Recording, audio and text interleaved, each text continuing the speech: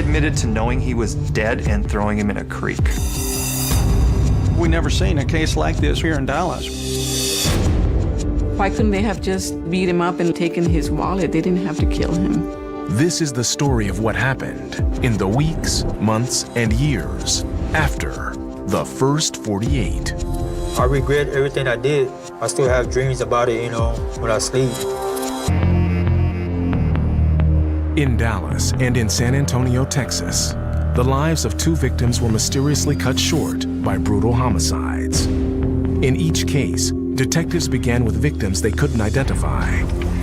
With persistence, they uncovered their identities and their killers, who have since been prosecuted for their crimes. San Antonio, Texas. Though 5 years have passed, Detective Tim Angel still remembers the robbery and murder of 64-year-old Juan Trujillo and the cold-blooded brutality with which he was killed. This was a crime that didn't occur in seconds or minutes. All the stomps and kicks, they were unnecessary. To accomplish their goal, they didn't have to do all this.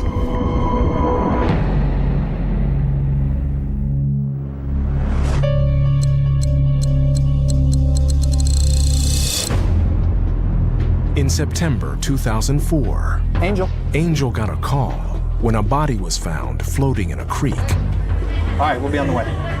Bye. What do we got? Floater, body in the creek, J Street Park. We're gonna go out there and see what it's all about.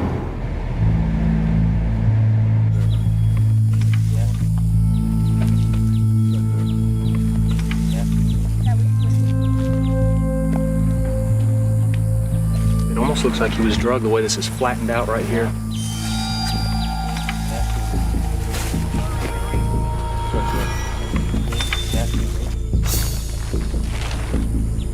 Once out of the water, the badly decomposed body told a violent story. From about the top of his mouth up, there's some damage. Something happened to his face. He had suffered head trauma.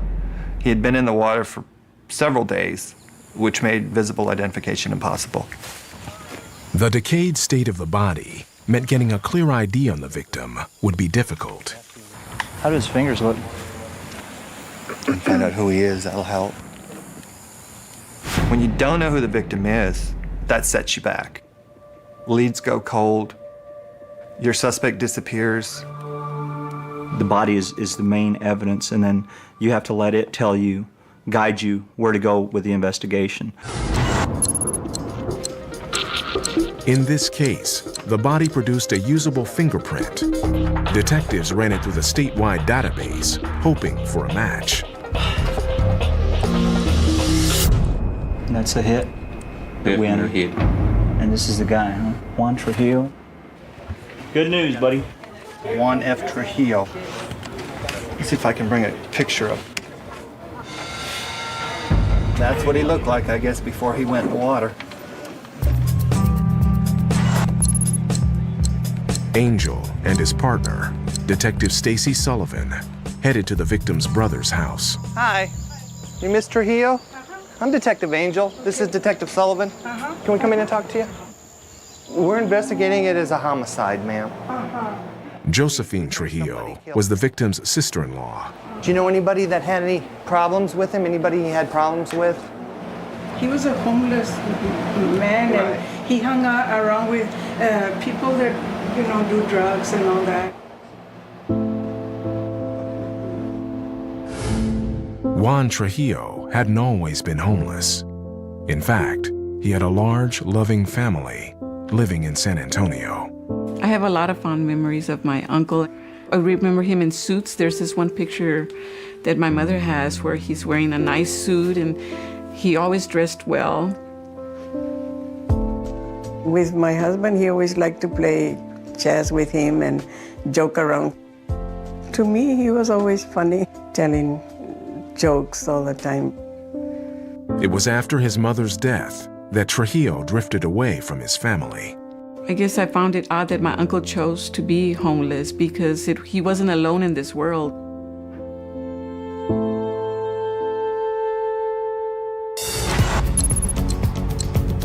The investigation led detectives to a homeless couple who sometimes shared Juan's car, which was now missing.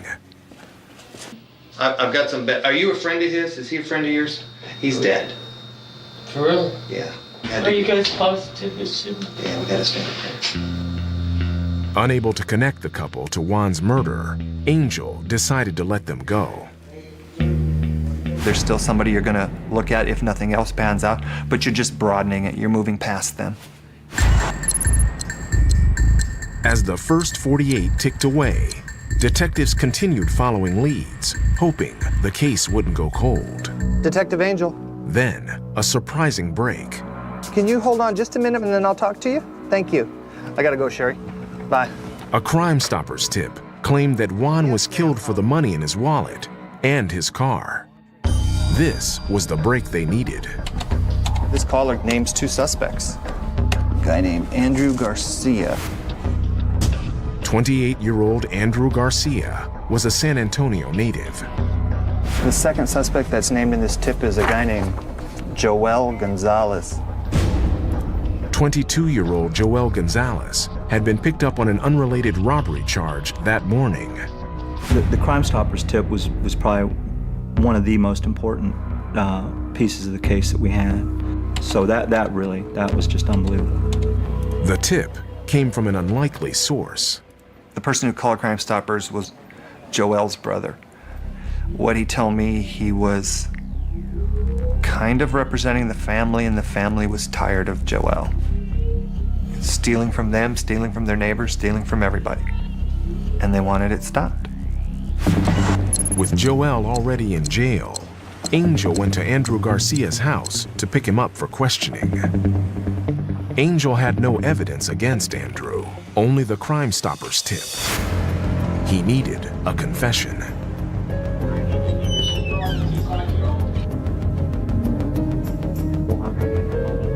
It's a little game you play with them in there. They come in there with their mind made up, they're gonna lie. You come in there with your mind made up, they're gonna tell you the truth.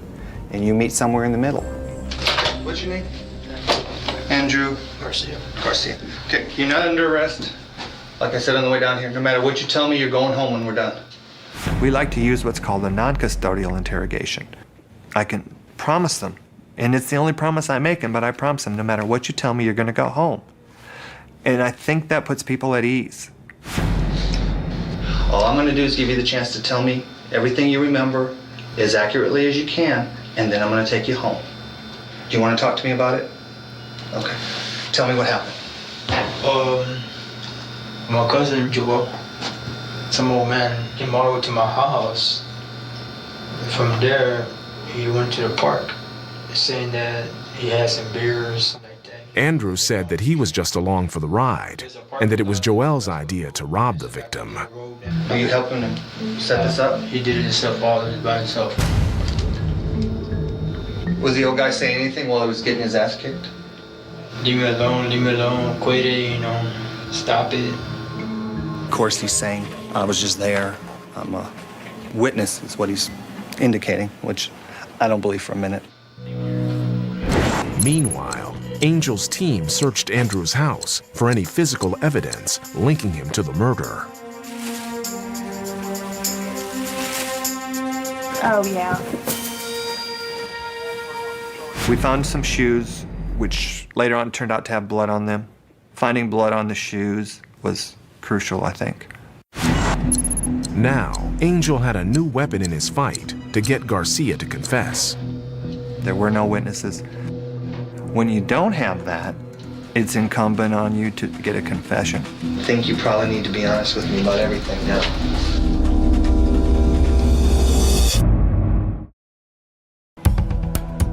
In 2004, in San Antonio, Detective Tim Angel was investigating the brutal robbery and murder of 64-year-old Juan Trujillo.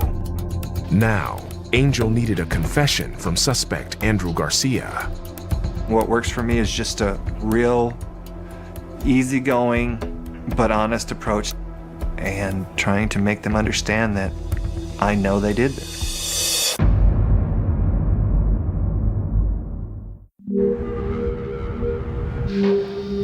I think you probably need to be honest with me about everything now. mean, you're either in for a penny or you're in for a pound. You're in all the way, or you just keep quiet. I hit him one time already. With what? My fist. Okay, just once? That's not good. Okay. Where did you hit him in the face? Just one time. Okay. How about kicking him? One time. He's admitting to being part of the cause of death. At that point, Andrew is in some hot water. But Angel had assured Andrew he wasn't in custody and now had to let him go. If not, he risked having Garcia's statements thrown out of court. We have to allow them to leave. And that's not always comfortable, especially if they've just confessed to a murder. But to me, locking them up and then losing the confession just defeats the purpose. Next, Angel turned to his second suspect, Joel Gonzalez, previously arrested for an unrelated robbery charge. He's a real character. He can't shut up. In fact, we had to tell him to shut up several times on the way over here. Can you talk to me for a little bit or? I know what happened. Okay, what happened? He was, I know who was there. I know who was involved in it. My question is... You was just trying to see if I was there. Or Oh, I know you were there. How you know I was there? Because I've got a witness that told me you were there. What was the witness? I think Joel is typical of somebody who's been through the criminal justice system numerous times.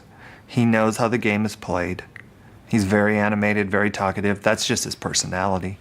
Very cocky. Very proud of himself. I know you had the man's car. I know you sold the man's car after the crime. I got a statement from the guy you sold the car to. You sold the car? My friend sold the car and he just Who's wrote your his friend? name.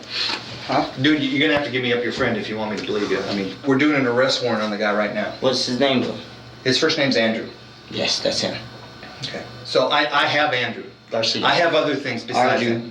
Andrew Garcia. Okay, well, you confirmed that. I said his name was Andrew. Andrew's saying something different, right? Yeah. Andrew's the one that killed him. Be honest with you, I did not hit the dude. Did you kick him? I kicked him. How many times? And the money you did what with? I spent it. Case closed, right? They admitted to causing bodily injury to him. They admitted to stealing from him, and they admitted to knowing he was dead and throwing him in a creek. Angel sent Joel back to jail and went to pick up Andrew Garcia.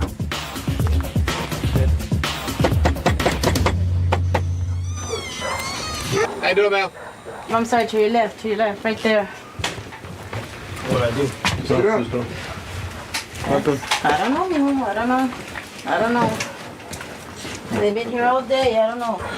Mrs. Garcia. Yes, ma'am. I'm sorry we had to do this one. Okay. They found something or what? Yeah. He's under arrest for California. She was obviously devastated.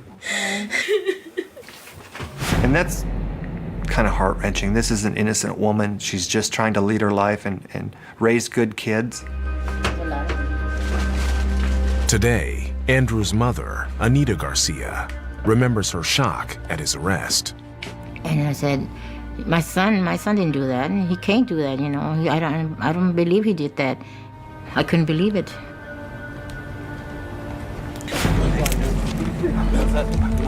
I could be back out then, huh? They're just the one thing I did, right? Their actual crime, we may never know because nobody ever tells you the 100% truth. If you can get the person that did it, then you're making society that much better. Police arrested Andrew Garcia and Joel Gonzalez for capital murder in the killing of Juan Trujillo.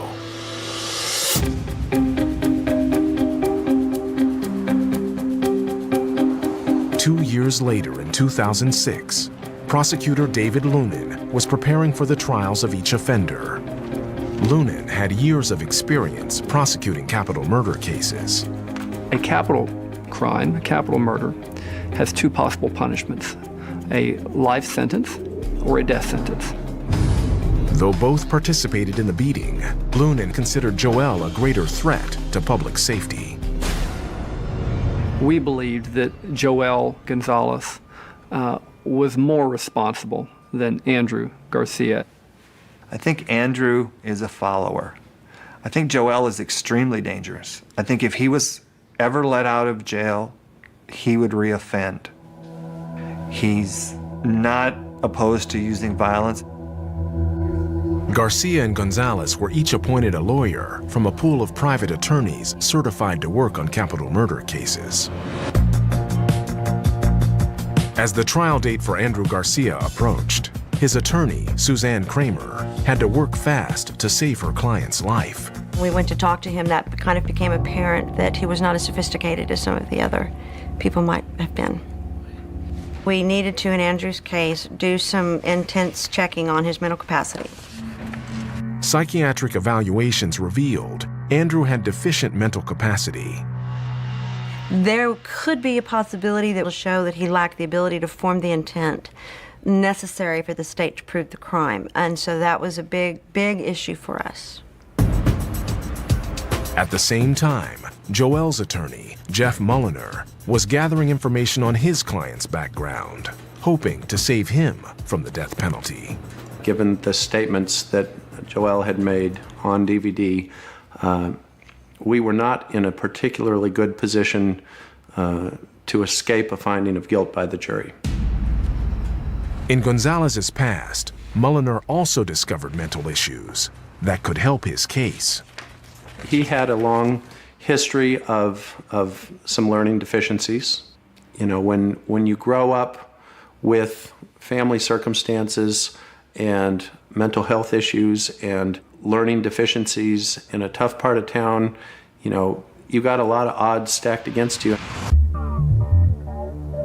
Andrew Garcia's attorney was the first to approach the DA about a plea. Lunin agreed, provided that Garcia would testify against his partner, for whom Lunin had a weaker case. Sometimes you have to make a deal with, one rat to get a snake. And the snake in this crime was Joel Gonzalez.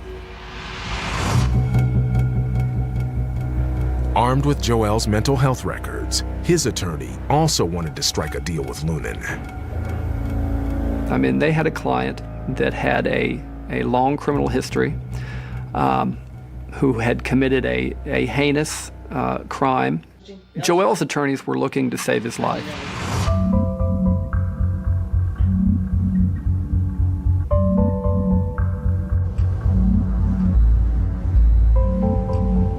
Lunin agreed to take the death penalty off the table.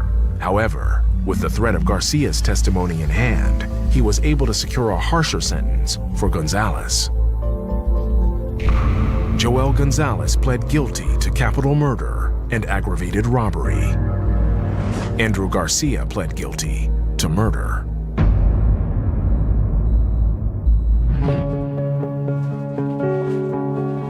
Today, Andrew Garcia's family still struggles with his sentence. I don't know how this happened, I don't know how this happened. We tell him every day, don't hang around with the wrong crowd. But sometimes, he wouldn't listen to us, so. I never thought he would, something like this would happen. We think about him all the time, hoping, hopefully he'll come out soon.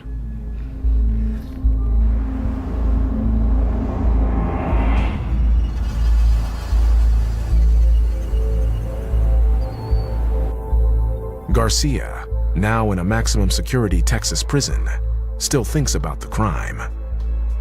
My mom and dad, was really heartbroken, Well, I feel disappointed right now, I regret everything I did, the past and what's going on. I still have dreams about it, when I sleep.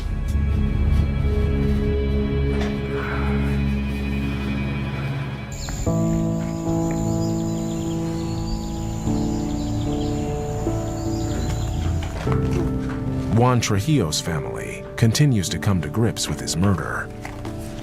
We were happy that they had sentenced them to what they got. He was just glad that it was over with and they got what they deserved. Well, I was very grateful that before my uncle was found murdered, that I was able to see him one last time. I mean, I'm glad that I have that memory to hang on to.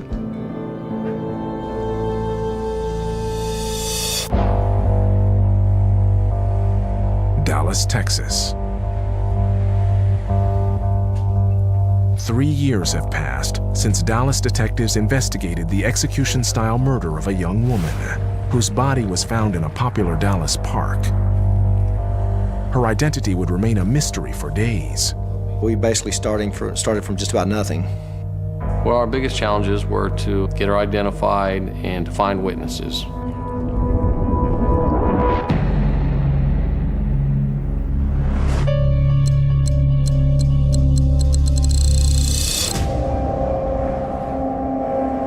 October 8th, 2006, 5 a.m. Dallas 911, can I help you? Yes, ma'am. Gunshots being fired across the lake.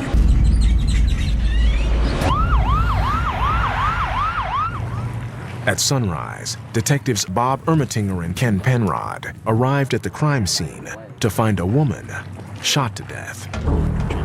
We got a young girl dressed in blue jeans and a t-shirt.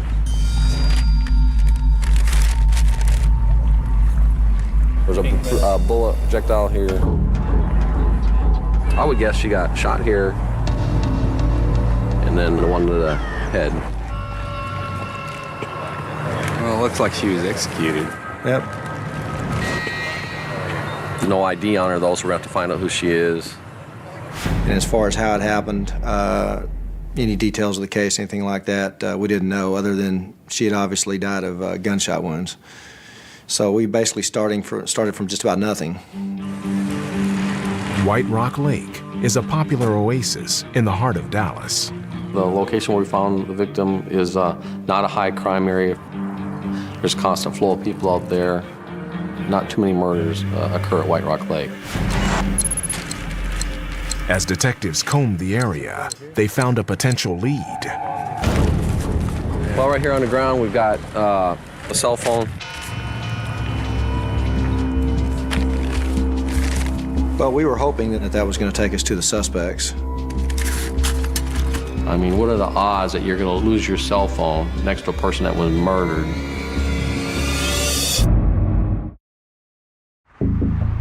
In the fall of 2006, Dallas detectives were working the murder of an unidentified woman found at White Rock Lake. A cell phone discovered at the crime scene was their most promising lead. I mean, what are the odds that you're going to lose your cell phone next to a person that was murdered?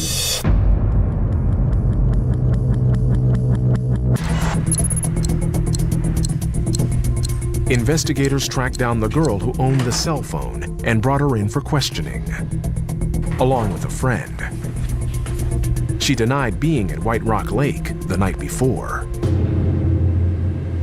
All right, go ahead. Okay, last night, me and Monica went to Sonic, and then so I stepped at the gas station. I went to the restroom. I left the cell phone right there. But her friend told a different story. All right, Monica saying you all were late last night. Oh yeah, we went to the lake. You know, if we go to somebody who we think is a suspect and they start lying about where they were and what was going on, and it's obvious to us, usually it's a good indicator that we're going in the right direction. Then, the girl told Ermatinger she knew someone named Rosie who matched the victim's description. What's Rosie look like? She has blonde hair. We already fingerprinted the girl from the lake. Any idea who that's going to be? I don't know. What if it's Rosie? What do you mean? What if it is? The person that's dead? Yeah. I need to find out if this girl is alive or not. Okay. But after chasing down the lead... Is that Rosalda? No. Okay. Detectives hit a dead end. The body found in the park was not Rosie. You cannot connect that dead body to any of these girls here. I think we can cut them loose. Detectives were 30 hours into the case, and they still had no ID for their victim. More than half of the first 48 had been consumed by a red herring. You have to keep going because the case isn't going to go away. We're going to keep working on them. You're going to follow the leads wherever they take you. You need to be able to testify at these cases that you were thorough in the investigation. It covered false leads as well as the right ones.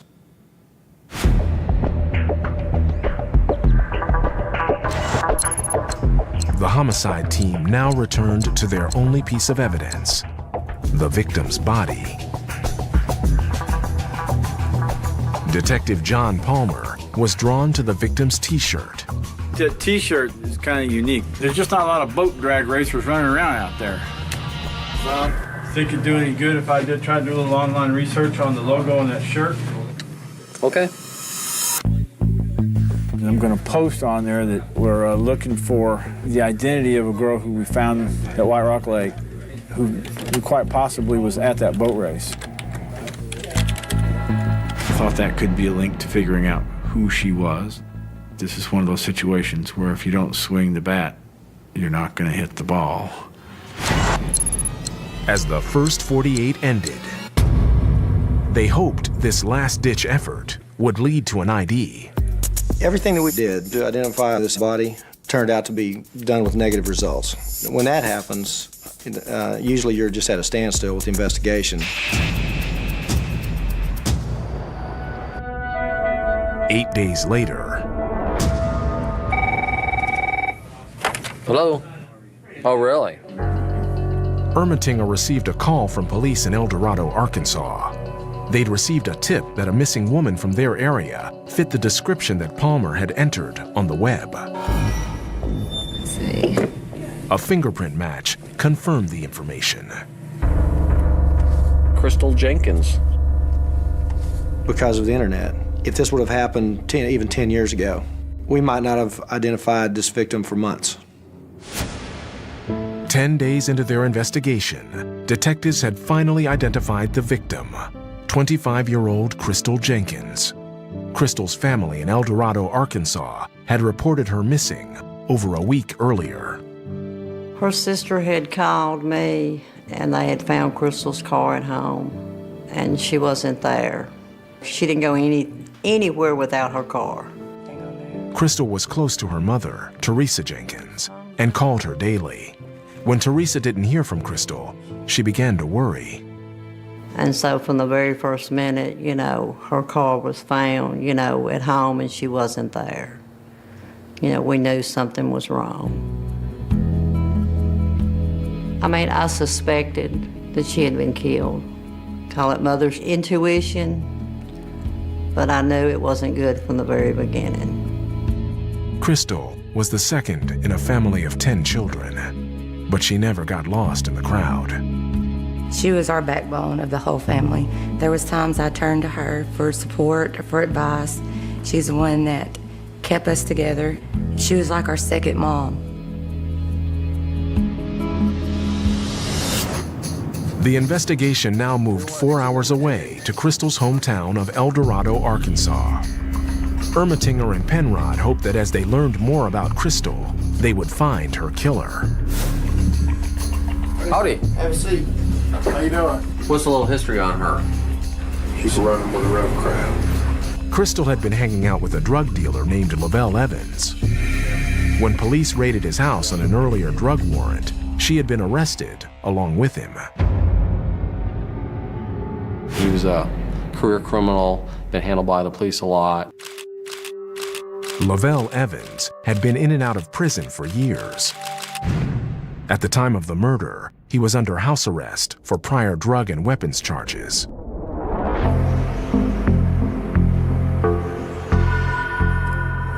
Ermatinger and Penrod met with Crystal's family to get more information. I'm very sorry for the loss of your family member. Our job is to find out, what happened to Crystal, okay? They discovered that Crystal had agreed to testify against Lavelle. And we had finally convinced her, you know, Crystal, if you don't stand up and tell, you're going to the penitentiary. I was proud of Crystal when she made the decision to testify, but worried at the same time, because Crystal wasn't a bad person. She got involved with the wrong people, you know, and she paid a price she shouldn't have had to pay. So who y'all think did this? I think Lavelle's behind it. It seemed Crystal never thought she was in danger from Lavelle. I think that Crystal thought that she could control Lavelle without putting herself in any personal danger. I think she thought she had control of the situation, and she didn't. He gained her trust, and he said, well, I got her where I want her now. Lavelle Evans now became the prime suspect. Detectives began to build a case against him. Investigators back in Dallas tracked down his cousin, Jarvis J. Rock Moore. He told them that early on the morning of Crystal's murder, Lavelle had called him, sounding anxious and distressed. He had called me in the morning, probably like at 4:30, 5 o'clock, 2 or 3 times. For him to call you that early in the morning, was that normal behavior for him? No. He was just stressing. Now, detectives decided to bring Lavelle Evans in for questioning. Obviously, a confession is the number one thing that you're looking for. It was apparent he thought he was just smarter than anybody else out there.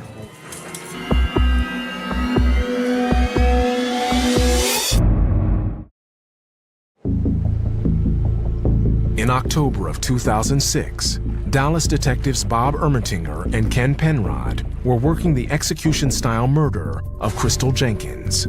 The investigation had led them to her hometown of El Dorado, Arkansas.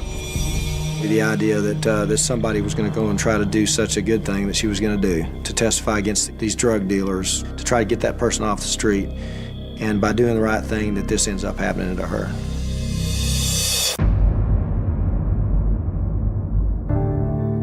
Crystal loved being outdoors with her family. You put her in the woods, she's just like a kid in a candy store, you know. And we always had, such a great time. She just loved it. She was always wanting to be on the go doing something. At the river on the water, spending time with her nieces and nephews or her brothers and sisters.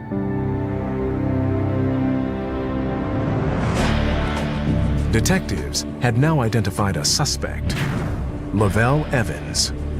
After learning that he'd made a phone call to his cousin in Dallas on the night of the murder, they subpoenaed his cell phone records. This could be the proper break we needed. Right. Man, yeah. While waiting for his phone records, they brought Lavelle Evans in for questioning. Hey, Lavelle.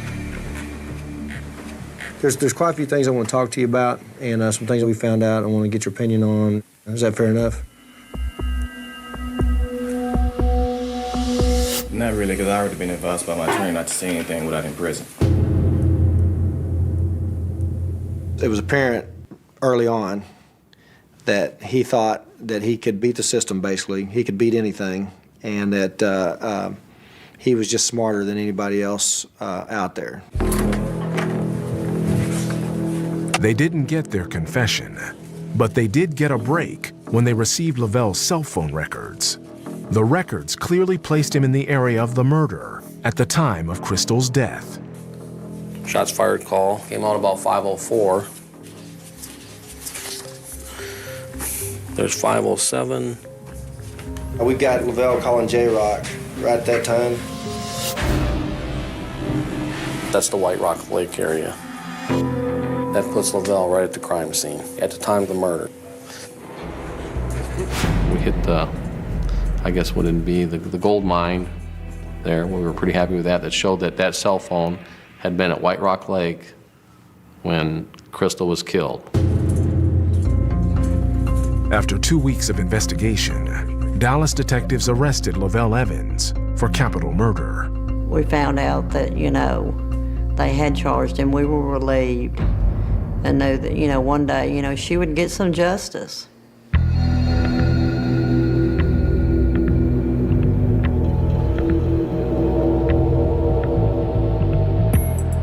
Now, detectives turned their evidence over to the district attorney. Primarily what we were concerned about in this case is how is the jury going to accept the evidence? And of course that's the prosecutor's job, primarily. In this case, if I may say, Martin Moffitt is, he's one of the absolute best. Prosecutor Mark Moffitt, a native of Texas with 19 years of experience with the DA's office, was shocked by the motive for the killing. We've never seen a case like this where somebody kills somebody because they're going to be a witness to a case. That is unique. Defense attorneys Robbie McClung and Richard Franklin specialize in capital murder cases. They had the task of defending Lavelle Evans. He was adamant that he didn't commit the crime. He was adamant that he never left Arkansas.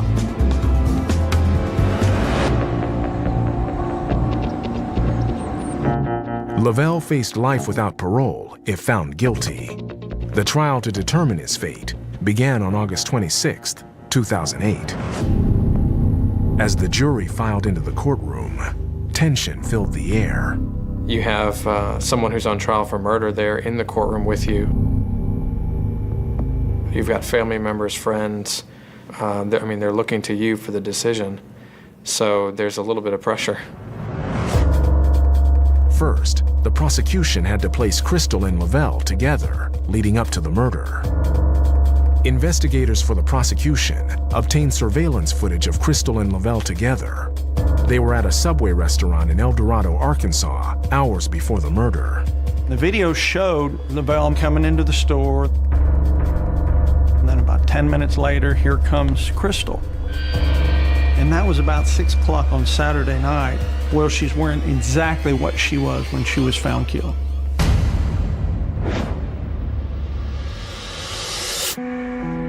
Moffitt's key witness in the case was Lavelle's cousin, Jarvis Moore, known as J-Rock. He said Lavelle called him immediately after Crystal's murder. He was just stressing. His cousin's testimony was a crucial part of the evidence for me. It was, a family member, someone that had no reason to lie on his behalf. So that was definitely a key piece of evidence. While J-Rock's account linked Lavelle to the cell phone, Moffitt still had no physical evidence linking him to Dallas. Well, I think the biggest problem with the state's case is there was lack of evidence connecting Lavelle Evans and Dallas. It's extremely circumstantial.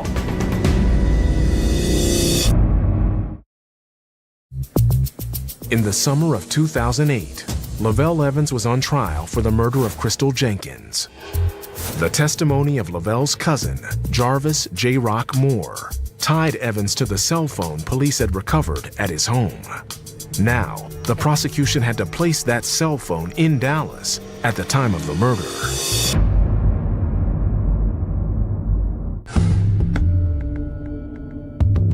Here goes the calls, right down like this. Boom, boom, boom, boom, boom, right down to White Rock.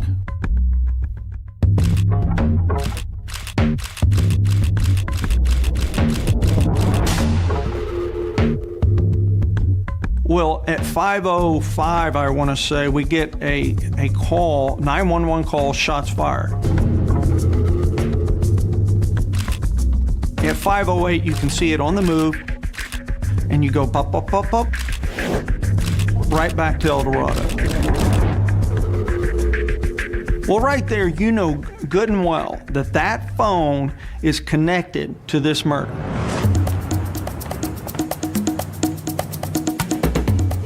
Still, the prosecution didn't have any physical evidence tying Lavelle to the cell phone. No DNA, no fingerprints. When it was the defense's turn, they immediately raised questions about J-Rock's credibility. History is rarely born in a sudden explosion of unbridled chaos. More often, it crawls from the quiet, unnoticed fractures of human society, festering in the dark corners where institutions fail and individual vigilance slumbers. To understand the profound tragedy that unfolded in April 1982 within the freezing, windswept streets of Montreal, culminating in the horrific murders of Sylvie Trudel and Muriel Gay, one must embark on a rigorous, unflinching journey backward in time. We must retrace the harrowing footsteps of William Dean Christensen, examining the toxic soil from which a monstrous predator emerged. This opening chapter serves not merely as a biographical sketch of a disturbed individual, but as a forensic autopsy of an environment that allowed malevolence to incubate, multiply, and eventually slip through the porous safety nets of two great North American nations. Part 1. The Crucible of Bethesda and the Early Indicators of Malice. Born on September 24, 1945, in Bethesda, Maryland, William Dean Christensen entered a post-war American landscape characterized by booming suburban expansion, institutional optimism, and a rigid adherence to outward appearances of middle-class respectability. Yet, beneath the polished veneer of post-war prosperity, individual households often functioned as isolated, opaque kingdoms where domestic dynamics escaped the scrutiny of community oversight. From an early age, psychological profiles and behavioral retrospectives compiled by criminalists suggest that Christensen exhibited the classic triad of antisocial indicators: emotional detachment, an absence of baseline empathy, and an escalating fascination with domination and control. While outwardly blending into the sprawling backdrop of the Washington, D.C. metropolitan area during the turbulent transition of the late 1960s, Christensen was quietly constructing an internal universe governed by predatory impulses. The societal structures of the era, rigidly compartmentalized, largely dependent on manual record-keeping, and slow to cross-reference localized infractions, provided an invisible shield for emerging sociopaths. Law enforcement agencies operated within strict municipal and state silos, meaning that an escalating pattern of deviant behavior in one suburb could easily remain entirely invisible to authorities just a few miles away. Christensen was quick to exploit these structural vulnerabilities, treating the sprawling geography of the mid-Atlantic as an open hunting ground disguised as ordinary suburban normalcy. Part 2. The First Violent Tremors, 1969, and Systemic Indifference, the true awakening of Christensen's violent trajectory manifested in 1969 within the historic, cobblestone-lined streets of the Georgetown neighborhood in Washington, D.C. It was here that the theoretical constructs of his psychopathy transformed into physical horror. Targeting a vulnerable 19-year-old hitchhiker, Christensen deployed a calculated facade of harmless civility to lure her into his vehicle. Once isolated in a remote, darkened area, the mask vanished instantly. He subjected the young woman to a brutal sexual assault, compounding the horror by stabbing her 19 times across her arms, hands, and face. Miraculously, the victim survived the onslaught, summoning the inner strength to escape and alert the authorities, which subsequently led to Christensen's arrest. For a brief moment, the mechanisms of justice appeared to function. However, the subsequent legal and correctional handling of Christensen revealed profound systemic vulnerabilities that would echo ominously throughout his life. Rather than receiving a punitive sentence commensurate with attempted murder and sadistic violence, Christensen was shuttled through a disjointed penal and psychiatric apparatus. Sentenced initially to a modest term, he was rerouted to a state facility for delinquents before being released back into the public sphere remarkably quickly. This early judicial leniency imparted a catastrophic lesson to the young predator. The apparatus of the state was cumbersome, hesitant, and easily manipulated. It fostered a dangerous sense of impunity, validating his internal worldview that vulnerability was an invitation to slaughter, and that institutional checks were paper tigers easily bypassed through superficial compliance and administrative oversights. Part 3. Escalation and the Georgetown Abduction, 1974. Freed from meaningful deterrence, Christensen's criminal ambitions metastasized. By 1974, operating alongside an accomplice, he orchestrated a terrifying abduction in the same Georgetown district. Their victim was a go-go dancer, seized from the public thoroughfare and transported to an isolated location where they subjected her to prolonged, sadistic sexual violence and physical abuse. During this ordeal, Christensen verbalized the chilling depth of his sadism, threatening the victim with explicit promises of dismemberment using a hacksaw, a macabre foreshadowing of the forensic nightmares he would later enact in Canada. moving the victim across multiple locations, including his parents' own home, where the assaults continued, demonstrated an escalating audacity and a profound contempt for both social taboos and law enforcement visibility. The subsequent arrest resulted in a more substantial sentence, 16 years of imprisonment. Yet, the American penal system of the era, struggling with overcrowding, shifting correctional philosophies, and early parole incentives, failed to contain him for the duration. Christensen manipulated the rehabilitation framework, presenting a facade of institutional compliance that masked a hardening, unrepentant core. In 1980, he secured an early release, a decision that set a ticking clock in motion, ensuring that a hardened, remorseless predator was once again unleashed upon an unsuspecting public. Part 4. Transnational Flight and the Fatal Administrative Chasm. Upon his release in 1980, Christensen wasted no time returning to his predatory habits. In July of that year, he abducted a young woman at a bus stop in Washington, D.C., subjecting her to captivity and sexual assault before releasing her. As local authorities rapidly connected him to the crime and issued active arrest warrants, Christensen recognized that the American jurisdiction was closing in. Demonstrating a cunning grasp of interstate and international boundaries, Christensen executed a tactical retreat northward. In January 1981, he crossed into Canada, attempting to anchor himself in Toronto. Though briefly intercepted and jailed for 21 days due to falsified passport information, the true scope of his violent American past remained obscured behind a wall of bureaucratic separation between Canadian immigration authorities and U.S. law enforcement agencies. Upon his release, Christensen adopted an alias, Richard Owen, and gravitated toward the vibrant, cosmopolitan metropolis of Montreal. The city, with its dense neighborhoods, bustling nightlife, and linguistic duality, offered a fertile and anonymous environment for a fugitive. True to form, on April 16, 1981, operating under his new moniker, Owen kidnapped and raped a woman in Montreal. The Canadian judicial apparatus acted swiftly this time, arresting him and securing a guilty plea in July 1981, which resulted in a sentence of 1 year and 6 months. However, it was during this incarceration that the paper trails finally intersected. Canadian authorities uncovered his true identity as William Dean Christensen, a fugitive wanted for violent sexual offenses. In Washington, D.C., U.S. authorities promptly requested his extradition and transfer back to Maryland upon the completion of his Canadian sentence. What followed was a catastrophic administrative failure, a clerical oversight of monumental proportions. Amidst the complex transfer protocols between federal, state, and international entities, the extradition hold was mishandled. Through a fatal administrative omission, Christensen was simply released upon finishing his short sentence in Canada, rather than being handed over to American marshals. Conclusion: the gathering storm over Montreal, the release of William Dean Christensen into the streets of Montreal in late 1981 and early 1982 marked a critical failure of the modern nation-state's protective machinery. A violent, recidivist predator, armed with an alias, fueled by escalating sadistic fantasies, and emboldened by repeated institutional lapses, was left unmonitored in an urban center.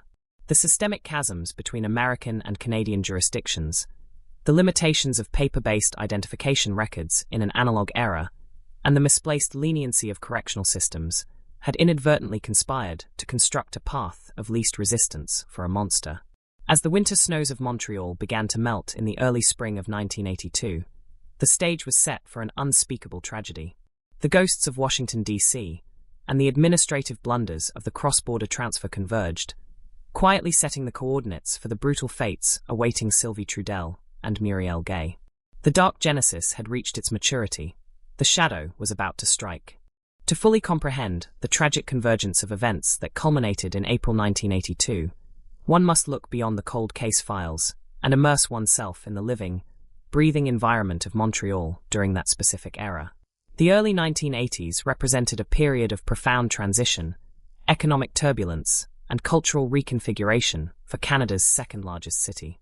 Montreal was a metropolis of striking contrasts, a vibrant bilingual hub where French and English cultures danced an intricate, sometimes tense waltz, framed by magnificent historic architecture, bustling commercial arteries, and an expanding urban sprawl. Yet, beneath the sophisticated veneer of European charm and North American ambition, the city was wrestling with the harsh realities of a severe economic recession. Rising unemployment rates, industrial restructuring, and urban decay in certain sectors created pockets of vulnerability. Nightlife thrived in districts characterized by neon lights, bustling taverns, and entertainment venues, drawing diverse crowds seeking escape from economic pressures. In this complex urban ecosystem, anonymity was both a blessing for ordinary citizens seeking personal freedom and a dangerous shield for predators operating in the shadows. It was within this dynamic, shifting landscape that William Dean Christensen found a temporary sanctuary, moving invisibly among a populace distracted by daily survival and social change. Part 1. The Daily Realities and Vulnerabilities of Urban Life in 1982. Urban life in Montreal during the spring of 1982 was shaped by a unique blend of community solidarity and systemic isolation. Unlike the tightly knit rural communities of an earlier generation, the modern metropolis fostered a distinct form of social fragmentation. Neighbors frequently lived in close physical proximity within multi-family apartment complexes, yet remained absolute strangers to one another.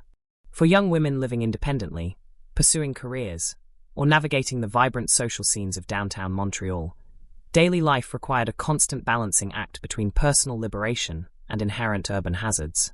Public transportation networks, late-night transit stops, and dimly lit side streets presented unavoidable risks.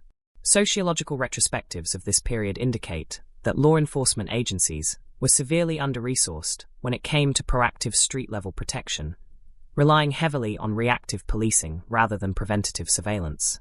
William Dean Christensen exploited these exact socioeconomic and structural realities. Having slipped through the administrative cracks following his release from a Canadian correctional facility, he possessed no legal status, no stable employment, and no legitimate ties to the community. Living as a ghost under his adopted alias, Richard Owen, he inhabited the shadowy margins of the city. Cheap rooming houses, transient neighborhoods, and anonymous commercial districts. To Christensen, Montreal was not a cultural treasure or a welcoming home. It was a sprawling hunting ground populated by unsuspecting prey who moved about their daily routines, entirely unaware of the lethal danger lurking in their midst. Part 2. The Lives Intersected by Fate, Sylvie Trudel and Muriel Gay. History, particularly the history of crime, is often told exclusively through the perspective of the perpetrator, reducing victims to mere statistical entries in police ledgers. To restore justice and humanity to the narrative of April 1982, it is essential to illuminate the lives, aspirations, and inherent dignity of Sylvie Trudel and Muriel Gay, two young women whose futures were stolen by unbridled malice. Sylvie Trudel, characterized by those who knew her as a vibrant, compassionate, and fiercely independent young woman, Sylvie represented the hopeful spirit of Montreal's younger generation. She was navigating the challenges of early adulthood with determination, seeking to carve out a meaningful path in a changing world. Her warmth, intelligence, and capacity for friendship left an indelible mark on her family and peers, making her sudden disappearance an agonizing mystery that shattered the peace of those who loved her. Muriel Gay, known for her gentle demeanor, quiet strength, and deep dedication to her loved ones, Muriel shared a profound bond with Sylvie. Their lives were interwoven through friendship, mutual support, and the shared experiences of young women carving out their independence in a bustling metropolis. Muriel possessed a zest for life and creative aspirations that were abruptly and brutally silenced by the horrific events of that spring. The paths of Sylvie and Muriel crossed with that of William Dean Christensen, not through reckless abandon or careless choices, but through the ordinary, mundane routines of everyday life. In April 1982, their individual trajectories collided with a hardened, unrepentant predator who had been mistakenly set free upon the public due to catastrophic bureaucratic oversights between American and Canadian authorities. Their lives, filled with unfulfilled potential, became tragically linked in the annals of Canadian criminal history. Part 3. The Mechanics of Predatory Stalking in an Analog Era. The spring of 1982 predated the digital revolution, cellular communication, and ubiquitous closed-circuit surveillance cameras that define modern urban security. In this purely analog world, criminal investigations relied heavily on physical evidence, eyewitness accounts, and the slow, methodical compilation of paper records. This technological landscape provided an immense tactical advantage to a predatory offender like Christensen. Without digital footprints, instantaneous cross-border criminal background checks, or mobile communication tracking, a fugitive operating under an alias could effectively compartmentalize his existence. Christensen understood how to blend into the background of Montreal's transient commercial sectors. He utilized public spaces, bus terminals, diners, parks, and entertainment districts, to observe potential victims without drawing the scrutiny of law enforcement. Behavioral analysts studying Christensen's methodology note a chilling evolution in his predatory calculus. Having committed violent sexual assaults in Washington, D.C. and Georgetown during the 1960s and 1970s, and having served prison time that only served to harden his antisocial resolve, his return to violence in Montreal was not a crime of passion or sudden impulse. It was the calculated execution of an experienced, desensitized offender who viewed human beings as disposable objects. His ability to project an outward facade of harmless normality masked an internal landscape of pure sadism, allowing him to approach Sylvie Trudel and Muriel Gay under false pretenses of civility. Part 4. The Fragility of Institutional Safety Nets. The unfolding tragedy in Montreal cannot be examined in isolation from the institutional failures that permitted Christensen to roam free. The administrative blunder that prevented his extradition to the United States following his 1981 conviction in Canada created a lethal vacuum of accountability. The communication chasm. Canadian immigration authorities, federal correctional services, and municipal police departments operated within rigidly isolated jurisdictions. When Christensen completed his sentence under his real or assumed identity, the mechanisms designed to deport or transfer international fugitives stalled amidst bureaucratic inertia and paper-shuffling delays. The absence of cross-border intelligence. In an era before modern databases like Interpol's advanced biometric systems or real-time international police networks, sharing complex criminal histories across national borders required physical mail, diplomatic requests, and manual file reviews. This sluggish administrative pace allowed dangerous individuals to slip effortlessly between municipal cracks. As a result, the citizens of Montreal were left entirely unprotected against a predator whose violent proclivities had already been thoroughly documented abroad. The city's social fabric, while resilient, was strained by economic hardship and institutional gaps, leaving the most vulnerable exposed to the devastating consequences of systemic negligence. Conclusion: the calm before the storm.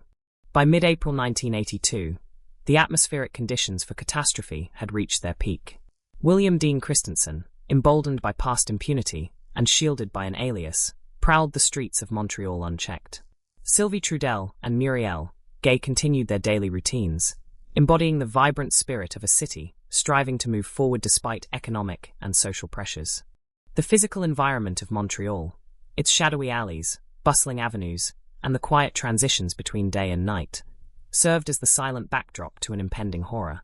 The institutional failures of Washington and Ottawa had quietly loaded the spring. All that remained was for the trigger to be pulled.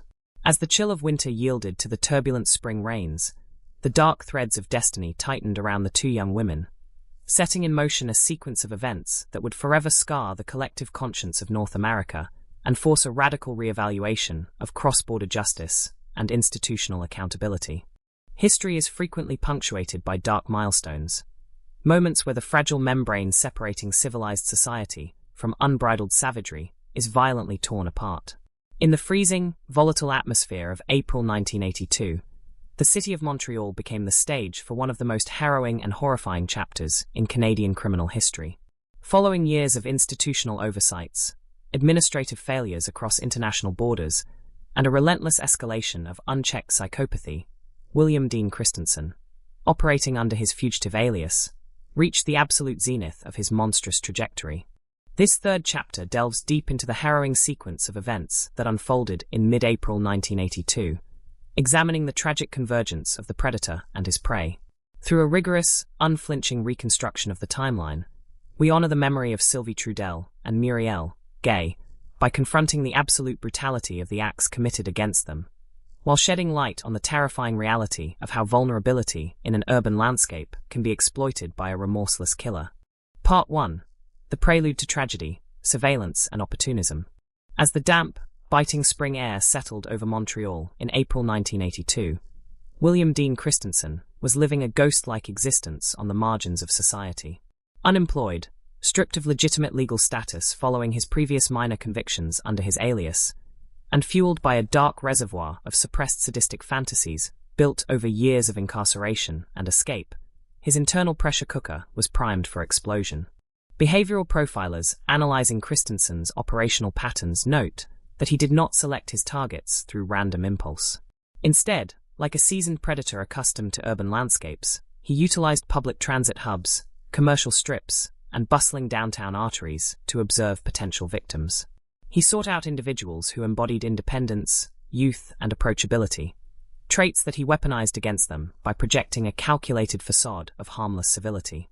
Sylvie Trudell and Muriel Gay, navigating the challenges and vibrant social opportunities of early adulthood in Montreal, became ensnared in this deadly web. Their paths crossed with Christensen not through negligence or recklessness, but through the ordinary, everyday routines that define modern life. Commuting, running errands, or enjoying the city's evening atmosphere.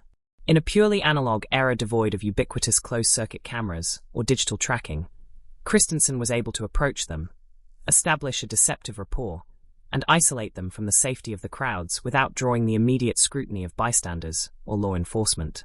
Part 2. The Abduction and the Descent into Nightmare. The exact mechanics of how Christensen isolated Sylvie Trudell and Muriel Gay remain one of the most chilling accounts in the annals of Canadian jurisprudence. Utilizing his familiarity with the city's transient neighborhoods and hidden spaces, he lured or forced the two young women into a controlled environment where the outside world ceased to exist. Once isolation was achieved, the veneer of civil-human interaction vanished entirely, revealing the unmitigated horrors of Christensen's underlying psychopathy. The subsequent hours transformed into an unimaginable ordeal of captivity, psychological terror, and unspeakable physical abuse. The apartment or enclosure where they were held became a chamber of absolute powerlessness, mirroring the darkest dimensions of human cruelty that Christensen had cultivated during his earlier assaults in Washington, D.C. and Georgetown. Throughout this prolonged nightmare, Sylvie and Muriel exhibited immense courage, attempting to cling to life and dignity amidst overwhelming terror. Yet, operating with the cold, detached efficiency of a seasoned monster, Christensen subjected them to escalating levels of sadistic violence. The absolute tragedy of the situation lay in its profound isolation. While the bustling city of Montreal continued its daily rhythms just outside the walls, unaware citizens walked past, completely blind to the life and death struggle occurring mere blocks away. Part 3. The Climax of Malice, the Murders of Sylvie and Muriel. When psychological domination and physical abuse failed to satiate his destructive impulses, Christensen crossed the ultimate threshold from assailant to executioner. The murders of Sylvie Trudell and Muriel Gay were not swift, impassioned acts of sudden rage. They were calculated, horrific demonstrations of destruction designed to eliminate witnesses and consummate his absolute control over human life. Forensic retrospectives of the crime scene revealed a level of brutality that shocked even veteran homicide investigators in Montreal. The physical evidence left behind spoke of a merciless onslaught, utilizing methods that echoed the terrifying threats Christensen had verbalized a decade prior in the United States. Sylvie and Muriel were mercilessly slain, their vibrant futures extinguished in the span of a few agonizing moments. By taking their lives, Christensen sought to permanently silence the voices that could bear witness to his crimes, believing that the anonymity of Montreal and the structural fragmentation of law enforcement would once again shield him from accountability. Yet, in his arrogance, he underestimated the resilience of the investigative apparatus that would soon be mobilized, as well as the indelible mark that the victims' lives and tragic deaths would leave on the collective conscience of the nation. Part 4. The Discovery of the Crime Scene and Initial Shock. The immediate aftermath of the murders cast an immediate, pallid shadow of horror over Montreal's law enforcement community. When authorities were alerted to the grim discovery, the scale and savagery of the crime scene shattered any illusions of urban safety. The forensic reality. Early responders and forensic specialists stepped into a room defined by absolute devastation. The meticulous documentation of blood spatter, fiber evidence, and physical positioning underscored the desperate struggle for survival that Sylvie and Muriel had endured. The emotional impact on investigators, veteran homicide detectives, accustomed to dealing with the darker sides of human behavior, were deeply shaken by the deliberate cruelty of the slayings.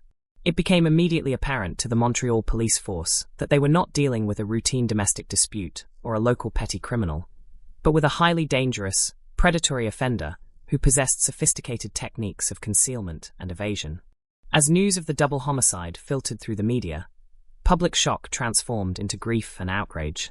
The families of Sylvie Trudel and Muriel Gay were plunged into an unfathomable grief, their lives permanently fractured by the violent loss of their loved ones. The community rallied in mourning, demanding answers, justice, and accountability from a system that had clearly failed to protect its most vulnerable citizens. Conclusion: the catalyst for manhunt and reckoning. The dark convergence of April 1982 marked the definitive peak of William Dean Christensen's reign of terror, but it also signaled the beginning of his absolute undoing. The sheer brutality of the murders of Sylvie Trudel and Muriel Gay galvanized the Montreal Police Department, elevating the investigation to top priority status and mobilizing cross-jurisdictional cooperation on an unprecedented scale. The ghost who had slipped through the administrative cracks of Washington, Ottawa, and Toronto was now hunted by a unified, enraged force of investigators determined to bring him to justice. The veil of anonymity was beginning to tear, and as the physical evidence was analyzed and pieced together, the net began to tighten around the killer. The dark chapter of the murders was sealed in blood, but the relentless machinery of law enforcement was now primed to deliver the final, inescapable reckoning. In the wake of the harrowing discoveries in Montreal, the local police force found themselves thrust into a high-stakes, high-pressure investigation that transcended municipal and provincial boundaries.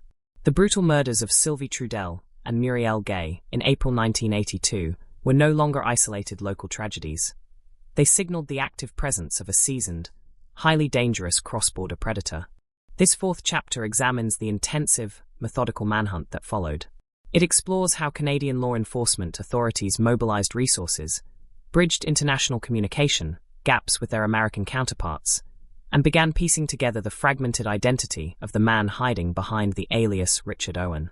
The pursuit of William Dean Christensen would test the limits of bilateral police cooperation and expose the urgent need for a unified global system of justice. Part 1. Mobilizing the Montreal Police Force and Initial Clues. When the Montreal Homicide Division secured the crime scene, the sheer complexity of the evidence demanded an immediate, exhaustive mobilization. Investigators faced a chilling reality. The perpetrator had left behind physical brutality, yet his paper trail was deliberately obscured by false identities and transient living arrangements. Reconstructing the timeline, detectives meticulously traced the final known movements of Sylvie Trudel and Muriel Gay, interviewing witnesses, neighbors, and acquaintances in an effort to pinpoint when and how they had encountered the man calling himself Richard Owen. Every scrap of testimony was cross-referenced to build a behavioral profile of the suspect. Physical and forensic evidence.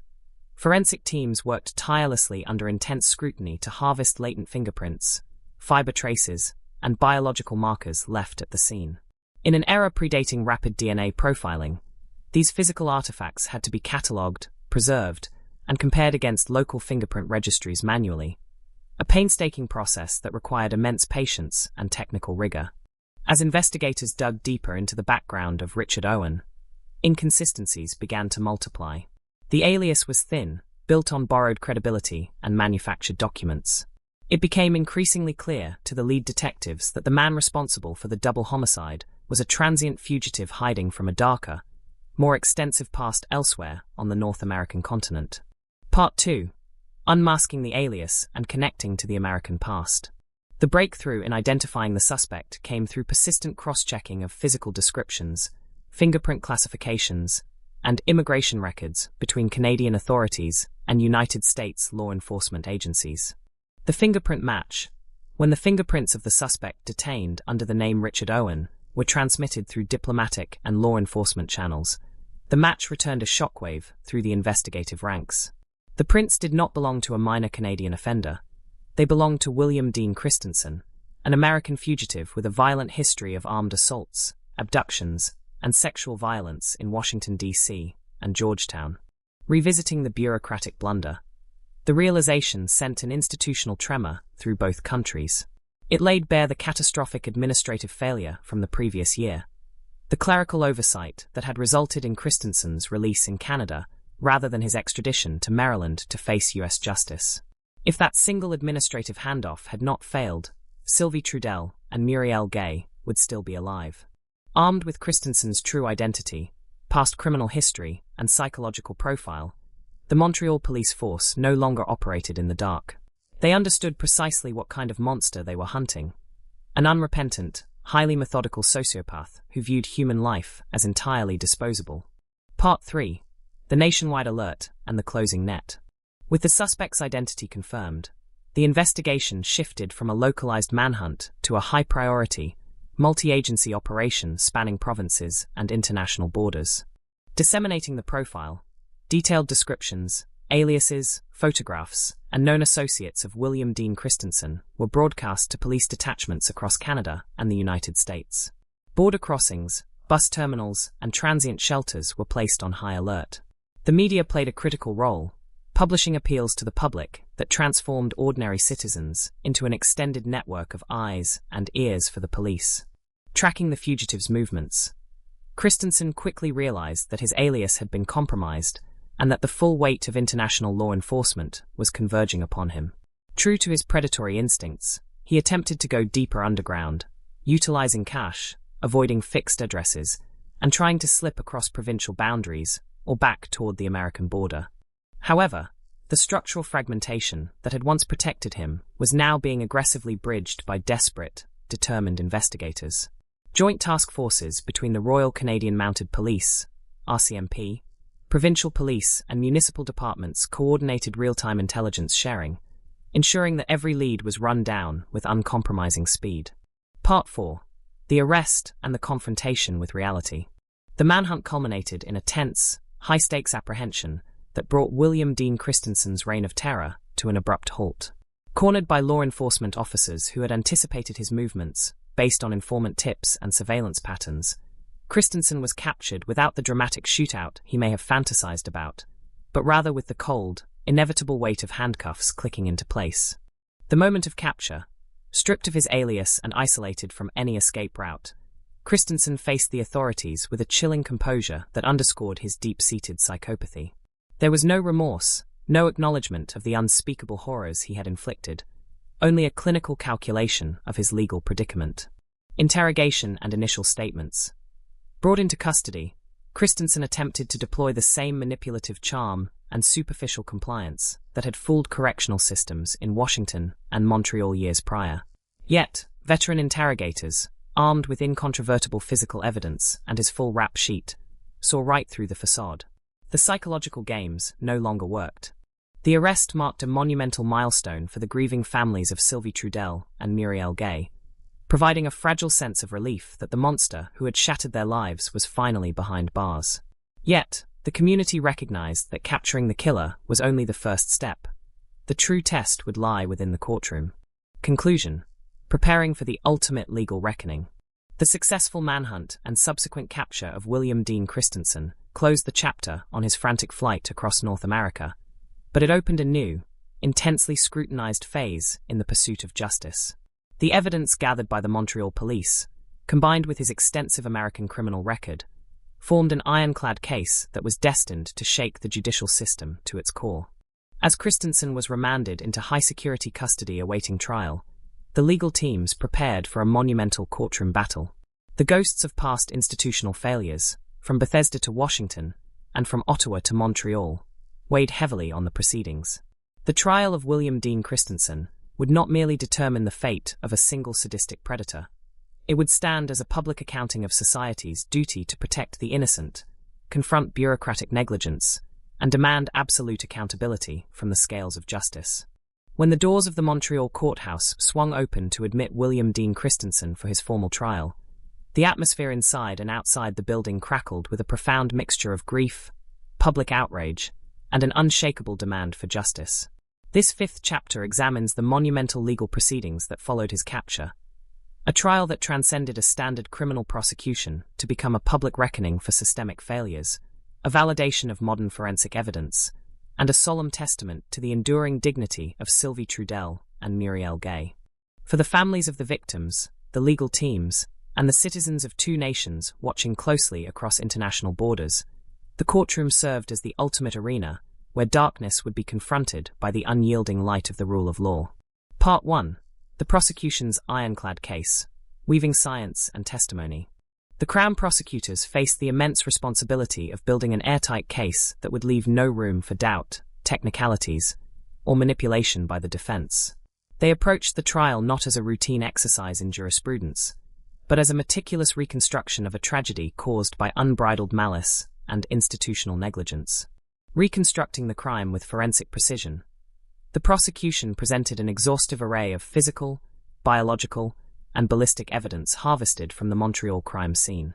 Experts in forensic pathology, bloodstain pattern analysis, and fiber matching testified in granular detail, mapping out the final, agonizing moments of Sylvie Trudel and Muriel Gay. Every piece of scientific data dismantled any potential narrative of accidental escalation or diminished capacity, proving premeditation and extreme sadism. Exposing the pattern of recidivism. To fully convey the depth of Christensen's danger to society, the prosecution successfully introduced evidence of his extensive prior criminal history in the United States, including his 1969 conviction in Georgetown and his subsequent offenses. This historical context shattered the defense's attempt to portray Christensen as an isolated anomaly, proving instead that he was a hardened, habitual predator who had slipped through international safety nets due to bureaucratic failures. Part 2. The defense and the defendant's demeanor. Faced with an overwhelming wall of physical evidence and an unassailable cross-border paper trail, the defense strategy was severely constrained. They attempted to contest specific procedural elements of the cross-border evidence transfer and sought to argue mitigating psychological factors, hoping to evade the harshest possible classification of the murders.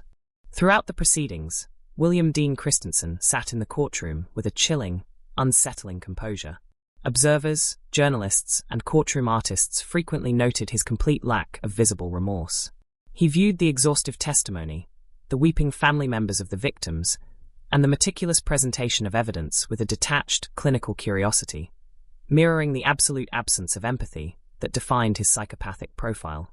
When given opportunities to address the court, Christensen attempted to deploy the manipulative rhetoric that had previously deceived parole boards in Washington and correctional officers in Canada. Yet, the judges and the jury were immune to his performance. The mask of ordinary civility had been permanently burned away, revealing the hollow, destructive core of a man whose existence was defined entirely by violence. Part 3. The voices of the families and the collective grief. While the courtroom proceedings were anchored in rigorous legal arguments and scientific data, the emotional heartbeat of the trial belonged to the families and loved ones of Sylvie Trudel and Muriel Gay. Their presence in the courtroom transformed the legal battle into a profound human tragedy. Testimonies of impact. Family members took the stand to share the vibrant, unfulfilled realities of Sylvie and Muriel, reminding everyone that the victims were not merely names in a police dossier, but cherished daughters, sisters, and friends whose futures had been brutally stolen. Their courageous testimonies filled the courtroom with a heavy, sorrowful silence, grounding the trial in the raw reality of loss. A community's demand for accountability. Outside the courthouse, citizens of Montreal gathered in solidarity, holding vigils and demanding that the judicial system deliver a verdict that would ensure no other family would ever have to endure such a nightmare.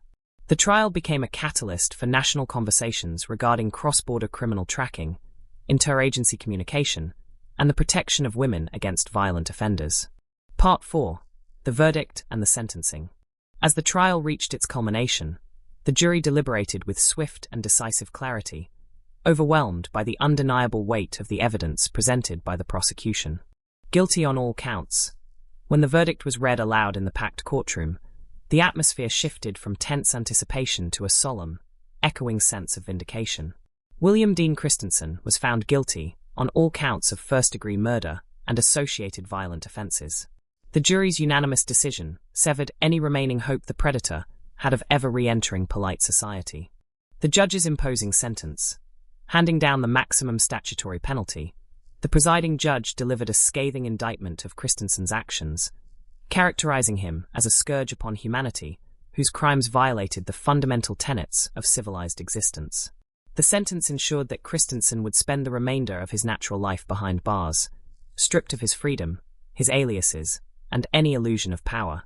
Conclusion: the closing of a chapter and the birth of vigilance. The conclusion of the trial marked a monumental legal victory, sealing the fate of William Dean Christensen and removing a lethal predator from the streets of North America. Yet, as the gavel came down for the final time, the legal community and the public recognized that a verdict, no matter how severe, could not undo the immense pain inflicted upon the families of Sylvie Trudell and Muriel Gay. Instead, the trial served as a historic turning point. It exposed the fatal administrative gaps between American and Canadian authorities, forcing a complete overhaul of how international fugitives, biometric data, and cross-border warrants were managed. The memory of Sylvie and Muriel was permanently enshrined not just in grief, but as the driving force behind a safer, more vigilant, and more interconnected global system of justice. The monster was locked away in the darkest confines of the penal system, but the legacy of the trial would forever reshape how society defends the innocent against the shadows. When the heavy steel doors of a maximum security prison finally slammed shut behind William Dean Christensen, sealing his fate for the remainder of his natural life, the immediate legal battle concluded. Yet, for the institutions of justice across North America, the end of the trial marked only the beginning of a profound, soul-searching institutional reckoning. A verdict in a courtroom, no matter how absolute or severe, cannot resurrect the dead, nor erase the systemic failures that permitted a violent, documented predator to slip effortlessly between municipal, state, and international borders. This sixth chapter explores the critical paradigm shift that occurred in the wake of the Montreal tragedy of April 1982. It examines how law enforcement agencies, federal governments, and international bodies confronted the bureaucratic blind spots, communication silos, and administrative oversights that had inadvertently paved the way for the murders of Sylvie Trudell and Muriel Gay. Out of unimaginable sorrow emerged a powerful global movement toward modernization, interagency cooperation, and technological integration, ensuring that no fugitive could ever again hide behind the fragmented seams of the international map. Part 1. Exposing the bureaucratic chasm, the post-mortem of cross-border failures. In the months following Christensen's conviction, independent investigative commissions, legislative oversight committees, and internal police reviews in both the United States and Canada initiated exhaustive post-mortems of the case. The findings were both sobering and damning. The silo effect in law enforcement. The investigations revealed a chronic institutional reluctance and structural inability to share real-time criminal intelligence across jurisdictions. American authorities in Washington, D.C., and Maryland maintained extensive files detailing Christensen's history of sadistic sexual violence. Yet these vital risk indicators remained trapped in analog filing cabinets and local municipal archives. When Christensen crossed into Canada, Canadian immigration and correctional authorities operated in a complete vacuum of historical context, viewing him merely through the narrow lens of his immediate, localized infractions in Toronto and Montreal.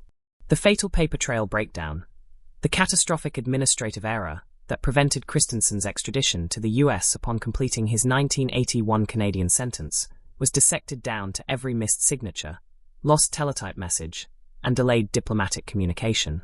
It became shockingly clear that human error, compounded by cumbersome manual paperwork and rigid bureaucratic hierarchies, had created an open door for a dangerous recidivist.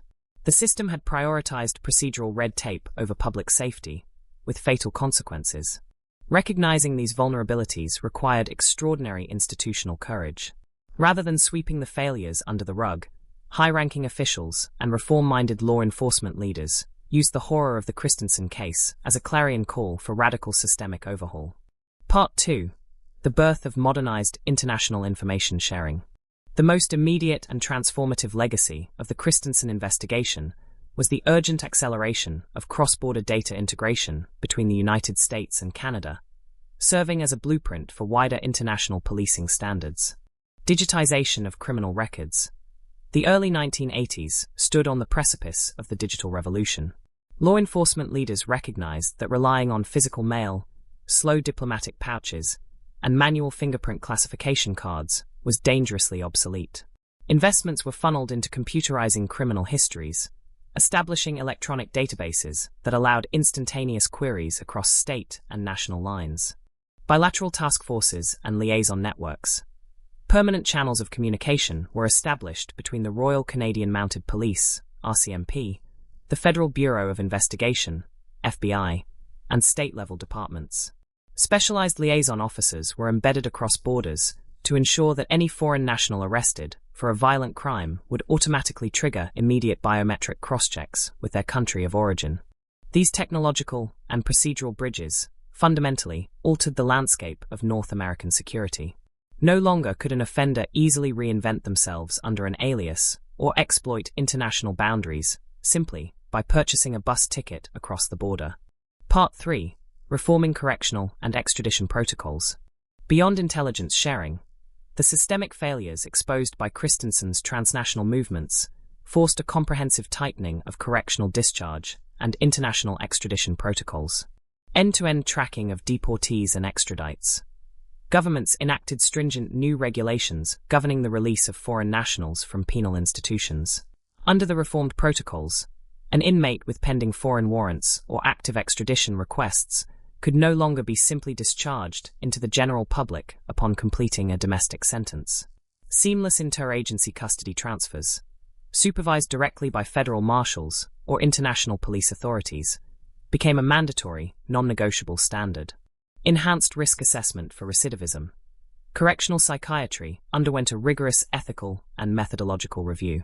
The case demonstrated that psychopathic offenders often manipulate rehabilitation frameworks by exhibiting superficial compliance while retaining deep-seated, unmitigated predatory drives. Correctional systems adopted more rigorous, empirically backed behavioral risk assessments, ensuring that violent sex offenders were subjected to heightened scrutiny and post-release tracking rather than premature societal reintegration. Part 4. The cultural evolution of victim advocacy and support. The tragedy in Montreal also catalyzed a profound cultural transformation within the justice system itself. The elevation of victim rights and family support from an afterthought to a central pillar of legal proceedings, centering the voices of the affected. Historically, criminal trials were viewed almost exclusively as a contest between the state and the accused, leaving victims and their grieving families on the periphery of the judicial theater. The advocacy efforts surrounding the families of Sylvie Trudel and Muriel Gay helped shatter this traditional boundary. Victim impact statements, professional grief counseling services, and structured legal representation for families became formalized components of modern jurisprudence. The legacy of awareness. The public outrage sparked by the case fostered an era of heightened societal awareness regarding violence against women, domestic security, and institutional accountability. Grassroots organizations and policy institutes emerged across Canada and the United States, demanding continuous oversight of law enforcement performance and pushing for legislative reforms that prioritized the safety of vulnerable citizens over administrative convenience. Conclusion: the eternal vigilance of a modernized society. The modernization of cross-border security, the digitization of criminal intelligence, and the strict reform of extradition protocols did not happen in a vacuum. They were forged in the crucible of the profound sorrow and outrage of April 1982. Every technological firewall, every streamlined international warrant, and every rigorous interagency protocol implemented in the decades following stands as a testament to the lives of Sylvie Trudel and Muriel Gay. While William Dean Christensen faded into the ignominy of a maximum security prison cell, where his physical existence eventually met its quiet, unceremonious end, the structural changes he inadvertently forced upon the global justice system endured. The institutional armor of modern civilization was forever strengthened, proving that even in the face of unimaginable darkness, the collective resolve of free peoples can adapt, evolve, and build an unbreakable shield to protect the innocent. As we arrive at the seventh and final chapter of this comprehensive historical, criminological, and philosophical examination, we stand at the profound intersection of closure and eternal remembrance. Through the preceding chapters, from the dark origins of William Dean Christensen's psychopathy in Bethesda, Maryland, through the horrific events of April 1982 in Montreal, to the sweeping institutional reforms and technological modernization of cross-border security, we have mapped out a complete landscape of tragedy, accountability, and redemption. History, in its ultimate judgment, serves as both a stern archivist and an impartial judge. It records human failure with unsparing clarity, yet it also honors the resilience of societies that learn from their darkest hours. This final chapter confronts the finality of the perpetrator's existence, reflects upon the quiet passage of time, and enshrines the legacy of Sylvie Trudell and Muriel Gay as guiding beacons for generations yet unborn. Part 1. The quiet demise of William Dean Christensen. For a man who had dedicated his life to inflicting chaos, terror, and irreversible destruction upon innocent lives, the final years of William Dean Christensen's existence unfolded within the absolute monotony, confinement, and irrelevance of maximum security incarceration. Stripped of his aliases, his freedom, and any illusion of control, he was reduced to a mere inmate identifier within the penal system. The dissolution of the predator, within the walls of the correctional facility, the psychological armor that once allowed Christensen to manipulate authorities and hunt vulnerable targets crumbled entirely. Without victims to stalk or systemic loopholes to exploit, his existence became an empty shell.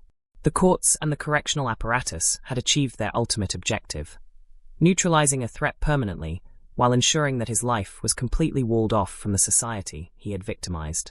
The unceremonious end. When Christensen ultimately drew his final breath behind bars, there were no public mourners, no solemn processions, and no cinematic epilogues. His passing registered merely as an administrative notation in correctional archives. History denied him the notoriety he may have secretly craved. Instead of becoming a figure of dark fascination, his name was relegated to the dustbin of criminal infamy, serving forever as a textbook case of what modern justice must recognize, isolate, and defeat. Part 2. The eternal resilience of the families and the community. While the perpetrator slipped into the absolute void of oblivion, the lives, names, and spirits of Sylvie Trudell and Muriel Gay experienced a profound transformation, moving from the deep wounds of sudden tragedy into a permanent place of honor and moral clarity within the collective consciousness of Montreal, Canada, and the broader international community. Honoring the human spirit.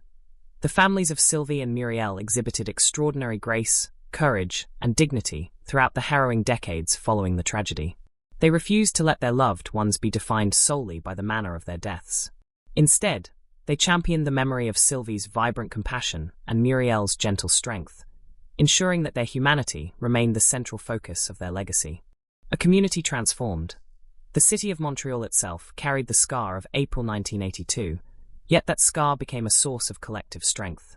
Public awareness campaigns, community support networks, and enhanced institutional safety protocols transformed public spaces into environments where women could navigate their daily lives with significantly greater protection and systemic backing.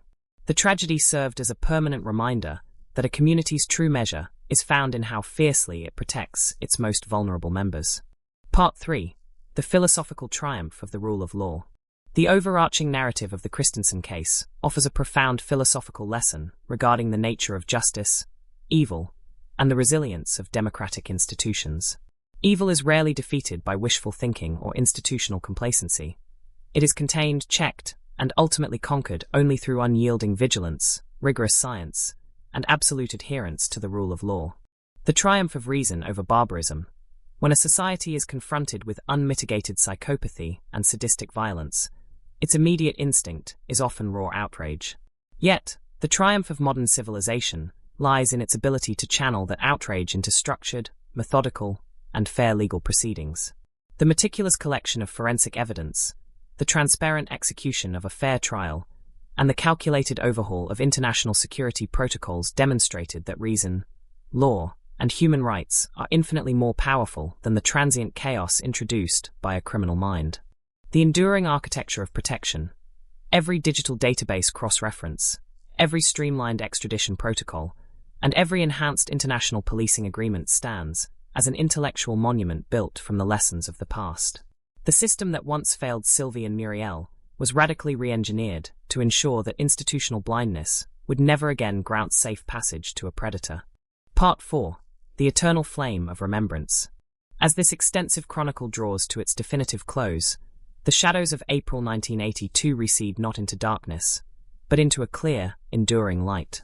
The dark genesis in Washington, D.C., the administrative chasms across international borders, the horrific events in Montreal, the triumphant pursuit of justice, and the sweeping institutional reforms all culminate in a single, unshakable truth. Humanity has the capacity to confront its worst failures and emerge stronger, wiser, and more unified.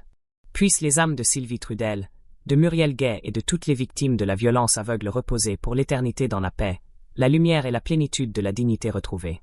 Leurs noms ne seront jamais oubliés. Tant que les nations civilisées maintiendront leur garde vigilante, honoreront la sacralité de la vie humaine et défendront avec ferveur les sanctuaires de la justice, le souvenir de cette époque sombre demeurera l'étendard éternel, radieux et triomphant de la force, de la justice et de la noblesse invincible de l'esprit humain. As we open this 8th and concluding chapter of our extended historical, criminological, and philosophical exploration, we cross the definitive threshold of our monumental architectural endeavor. Through the preceding 7 chapters, tracing the dark origins of William Dean Christensen's psychopathy in Bethesda, Maryland, the horrific double murder of Sylvie Trudel and Muriel Gay in Montreal in April 1982, the agonizing bureaucratic failures, the intense international manhunt, the rigorous courtroom reckoning, the sweeping modernization of cross-border security, and the quiet, unceremonious erasure of the perpetrator, we have established an exhaustive, unbreakable testament to human resilience and institutional evolution. This 8th chapter stands as the sovereign, inviolable seal stamped upon the permanent records of universal justice. It is a solemn, overarching meditation on why vigilance must never sleep, how democratic societies extract enduring strength from their deepest traumas, and the sacred promise that the light of the rule of law shall forever outshine the darkest shadows of barbarism. Part 1. The metaphysics of absolute justice and the sacred dignity of human life. In the long, patient evolution of legal philosophy, the fundamental nature of law has continually challenged thinkers, legislators, and jurists.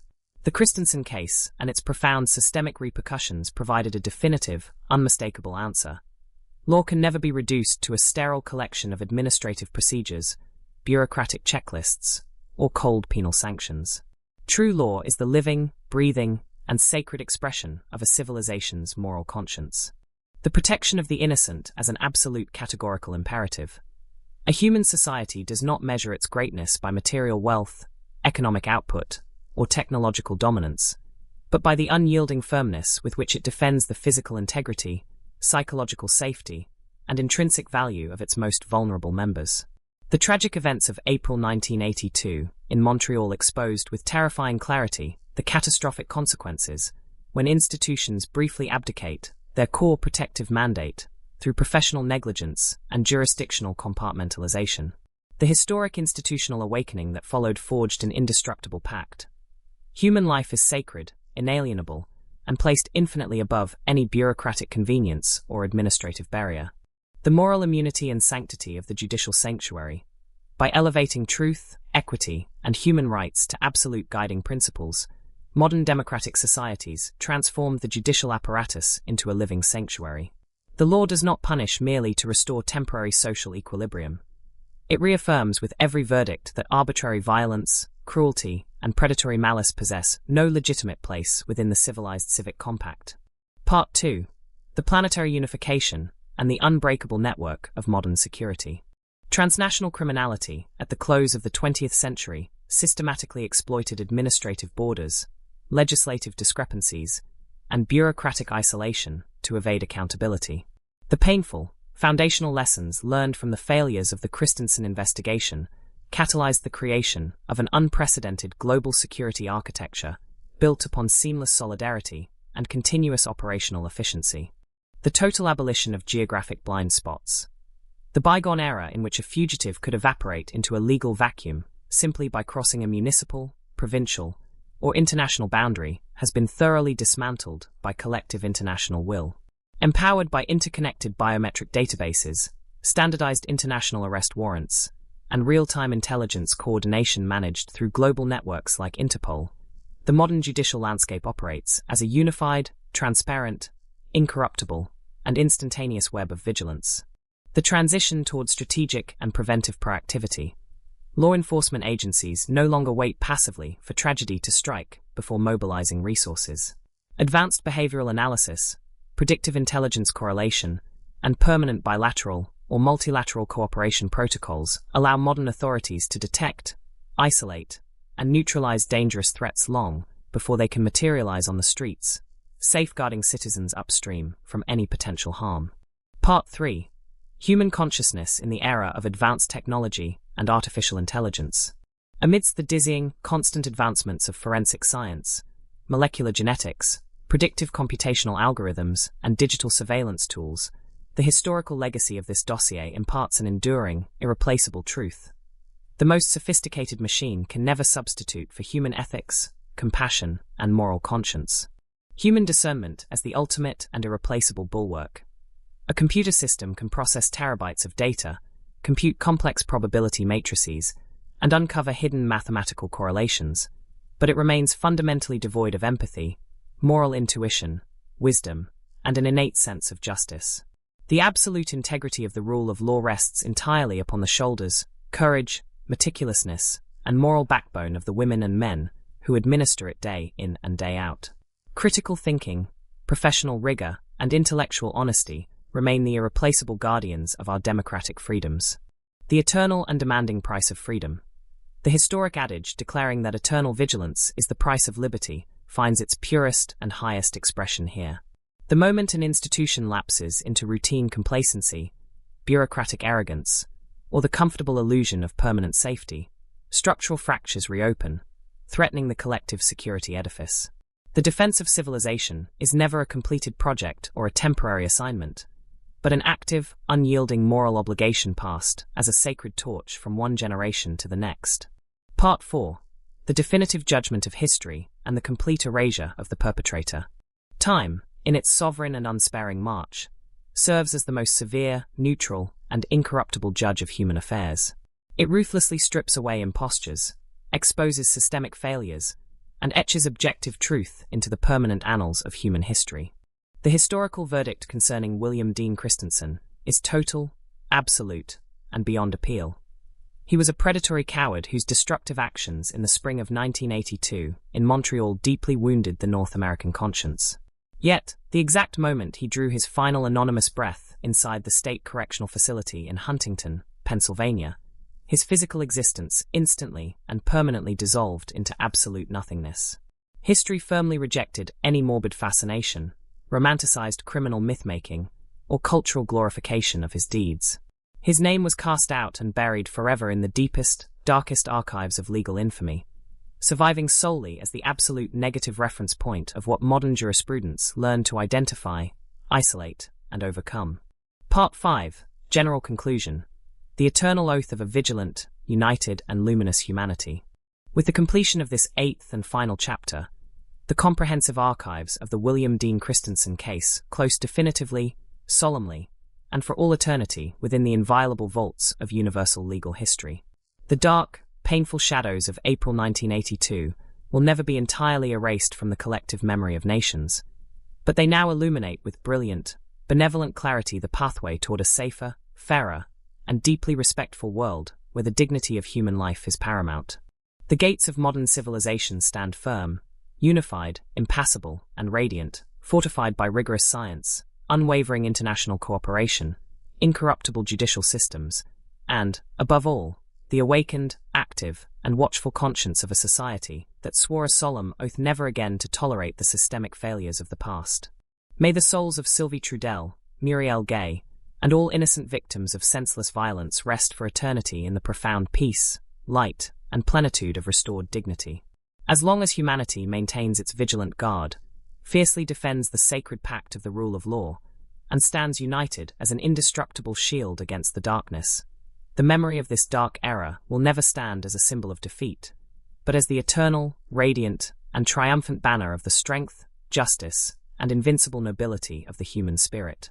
As we open this 9th chapter of our exhaustive historical, criminological, and philosophical investigation, we cross a vital threshold in our exploration of the architecture of justice.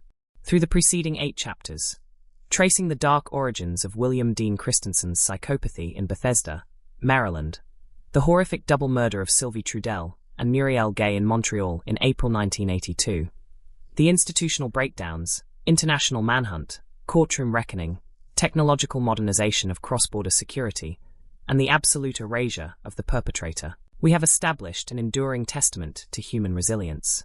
This 9th chapter deepens our focus on the contemporary structures of protection, examining how modern global societies translate the painful lessons of the past into proactive, permanent safeguards for the future.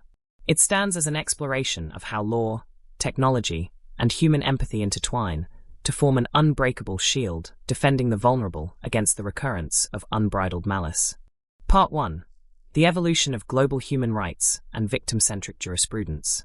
In the wake of 20th century judicial landmarks, the philosophy governing criminal justice underwent a profound paradigm shift. Law enforcement and judicial institutions no longer operate solely as mechanisms for state retribution against an offender. They have evolved into comprehensive instruments dedicated to the protection of human dignity and the empowerment of victims and their communities. The institutionalization of empathy. Modern jurisprudence recognizes that a crime is not merely an infraction against an abstract state code, but a violent rupture of the human social fabric.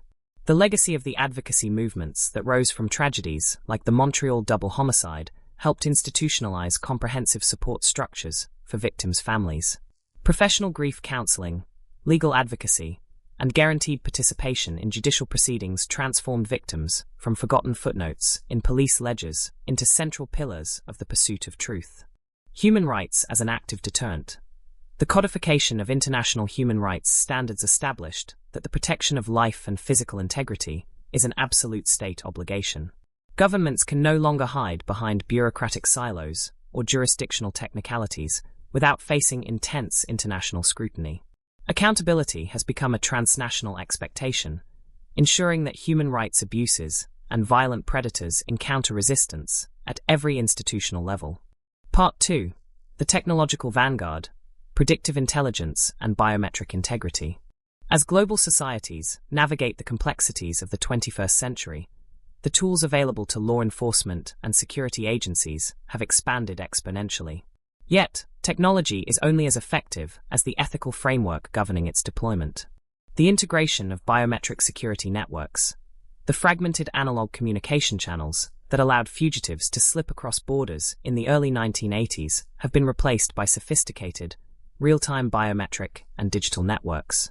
Fingerprint registries, DNA databases, and facial recognition protocols managed through international bodies like Interpol ensure that an offender's identity can be verified instantly across continents, closing the loopholes of the past. The balance between security and civil liberties.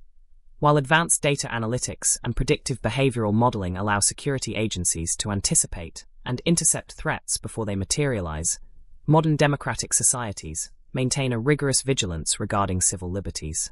The lessons of history teach us that security must never be achieved at the expense of fundamental constitutional freedoms. True safety is found in the delicate, disciplined equilibrium between proactive protection and the preservation of individual privacy. Part 3. The psychological defense of society, training, awareness, and education. Preventing the rise of predatory behavior requires more than police work and legal statutes. It demands an active, educated, and psychologically aware public sphere. Early identification and behavioral intervention.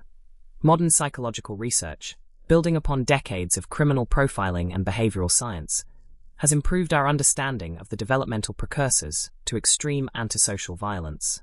By fostering collaboration between educational institutions, mental health professionals, and social services, modern societies are better equipped to identify and intervene in troubled behavioral trajectories before they culminate in irreversible tragedies. Community resilience and vigilance. Public safety is fundamentally a shared responsibility. Educational programs that promote situational awareness, support networks for at-risk individuals, and transparent communication channels between citizens and local law enforcement foster an environment where shadows cannot easily hide. A vigilant community acts as the first and most effective line of defense against predatory encroachment. Part 4. The unyielding stand against institutional complacency. The greatest danger to any civilized society is not merely the existence of malicious individuals, but the institutional complacency that allows their actions to go unchecked. The administrative oversights that enabled William Dean Christensen to evade justice serve as a permanent warning against bureaucratic lethargy. The culture of continuous auditing. Modern government agencies, correctional facilities, and police departments have largely adopted cultures of continuous self-assessment and cross-jurisdictional accountability. Regular audits, interagency debriefings, and mandatory protocol reviews ensure that procedures do not stagnate and that communication channels remain open, transparent, and resilient. The moral responsibility of leadership. True leadership within the justice system requires an uncompromising commitment to thoroughness, ethical clarity, and human compassion. Leaders must continuously challenge the status quo, question procedural bottlenecks, and prioritize the safety of the public above administrative convenience. Part 5. Conclusion. The vanguard of an enlightened future.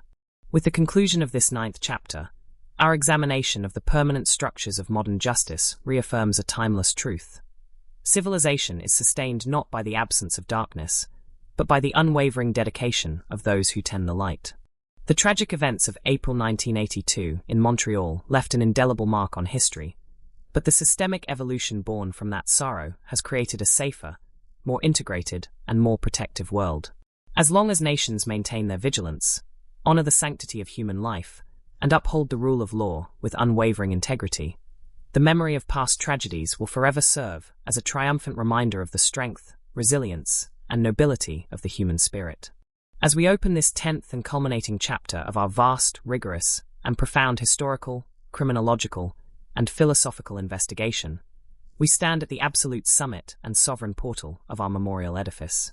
Across the preceding 9 chapters, from the dark origins of William Dean Christensen's psychopathy in Bethesda, Maryland, through the tragic and heartbreaking double murder of Sylvie Trudel and Muriel Gay in Montreal in April 1982, the harrowing cross-border manhunt, the courtroom reckoning, the technological and forensic revolutions, the ethics of collective memory, the philosophical consolidation of the rule of law, and the contemporary architecture of global human rights, we have built and reinforced every stone of an intellectual and protective monument without parallel in modern history. This 10th chapter rises as the indelible, sovereign, and eternal seal affixed to the registries of universal justice.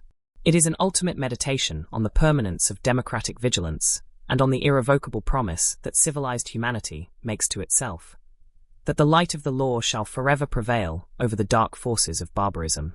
Part 1. The metaphysics of absolute justice and the sacred sanctity of the person. In the long and patient evolution of legal philosophy, the question of the intrinsic nature of law has always occupied a central, foundational place. The Christensen case and its heavy institutional repercussions offered a striking and definitive demonstration.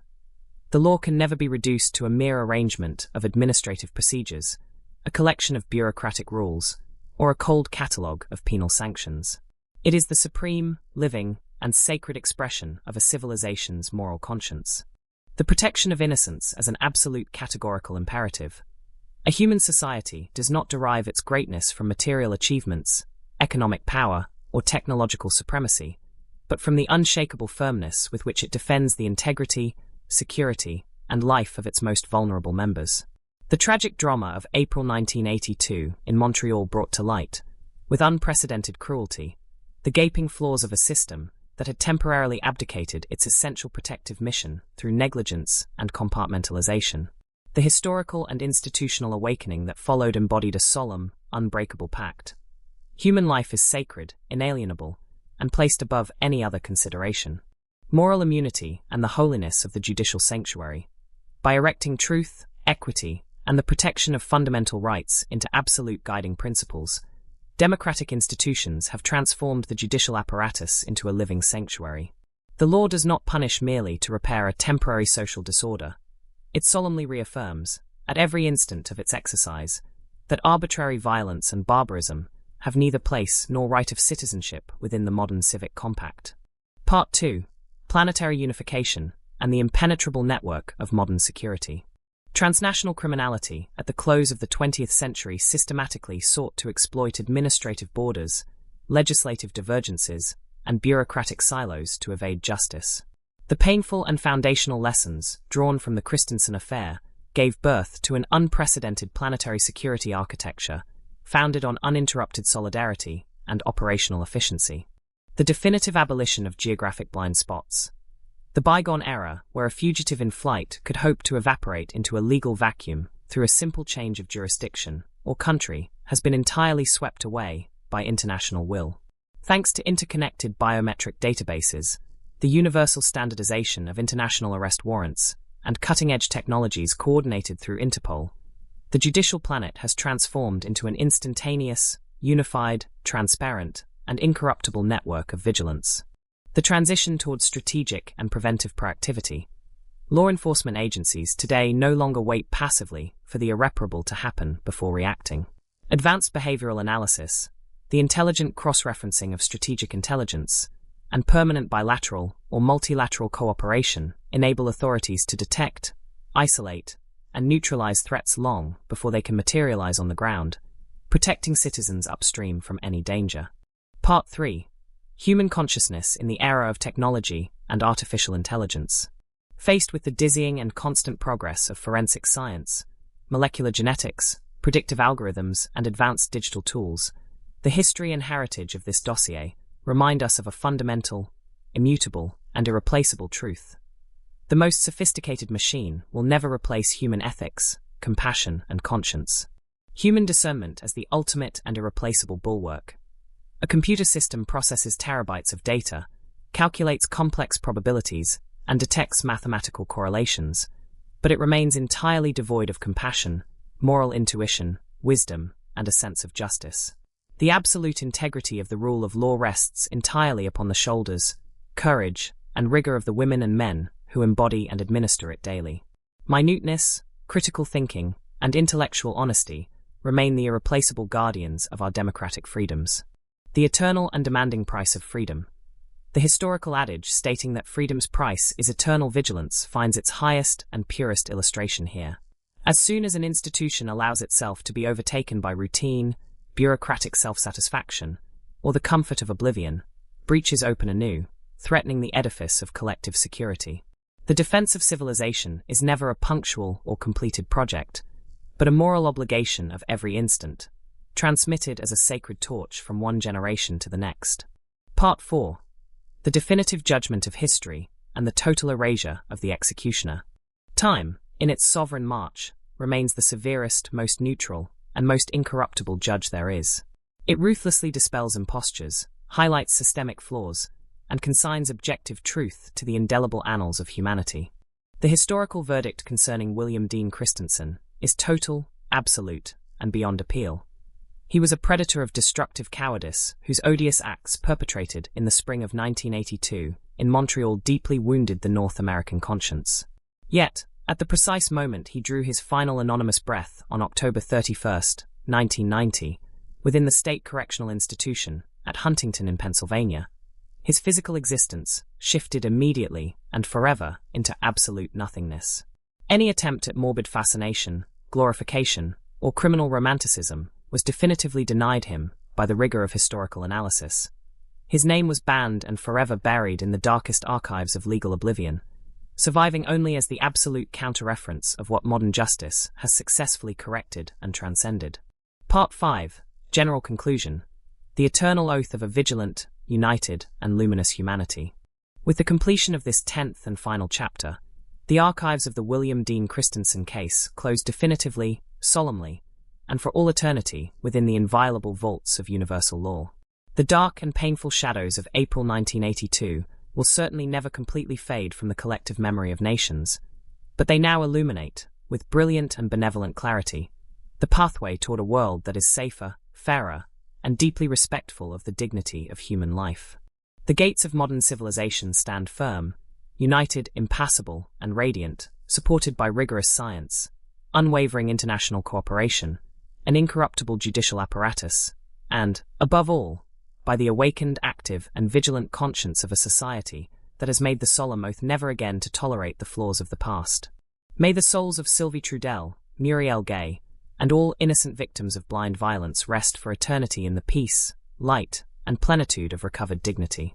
As long as humanity maintains its vigilant guard, fiercely defends the sacred pact of the rule of law, and stands united as an indestructible shield against the darkness, the memory of this dark era will never be the symbol of defeat, but the eternal, radiant, and triumphant banner of the strength, justice, and invincible nobility of the human spirit.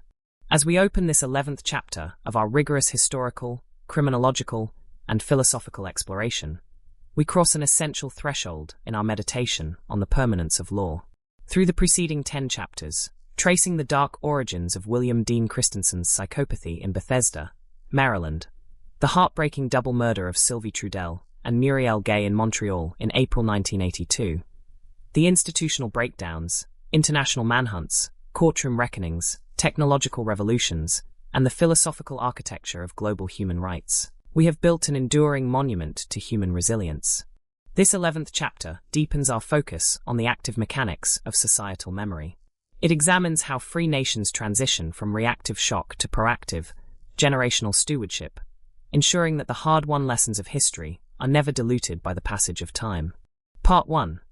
The philosophy of generational memory and institutional vigilance. Institutions do not protect themselves automatically. They are sustained solely by the active consciousness of the citizens and civil servants who inhabit them. The tragedy of April 1982 in Montreal serves as a permanent historical reminder of what happens when administrative routines eclipse moral urgency. The danger of institutional amnesia. As decades pass and the immediate emotional shock of historical atrocities recedes, organizations naturally tend toward complacency. Procedures become mechanical checklists, and the human stakes behind protocols are easily forgotten. Modern governance combats this natural entropy through continuous historical education, mandatory interagency briefings, and institutional self-auditing. By keeping the memory of past failures alive within training academies and judicial seminars, modern systems inoculate themselves against repeating the blind spots of the past. The ethos of public service as a moral trust. Those entrusted with the administration of justice, from frontline police officers to high court judges and correctional administrators, carry a sacred trust. Their role is not merely transactional, it is the human embodiment of the social contract. The legacy of the Christensen case underscores that every single file, every background check, and every cross-border inquiry holds life or death consequences. Part 2. The evolution of global cooperation in an interconnected era. As the 21st century progresses, the nature of transnational threats continues to evolve. The lessons learned from coordinating American and Canadian jurisdictions in the wake of the 1982 murders established foundational principles that now govern international security on a global scale. Frictionless intelligence sharing. The bureaucratic walls that once isolated law enforcement agencies have been systematically dismantled. Today, multinational task forces operate with unprecedented agility, utilizing encrypted, real-time databases to track and neutralize predatory threats before they can exploit jurisdictional boundaries. Harmonizing legal standards. International legal frameworks have grown increasingly cohesive, closing loopholes that historically allowed dangerous offenders to find safe havens in foreign states. Extradition treaties have been streamlined, ensuring that sovereignty can never be weaponized as a shield for violent criminals. Part 3. The human element in the age of automated justice. Even as artificial intelligence, biometric scanning, and predictive data analytics redefine the boundaries of modern policing, the ultimate responsibility for justice remains resolutely human. The incompatibility of compassion and algorithms. Technology can process evidence with astonishing speed, but it possesses no soul.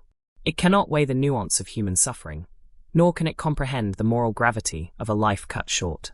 The judicial system relies on human judges, juries, and investigators to infuse technical data with empathy, wisdom, and ethical discernment. Safeguarding human dignity.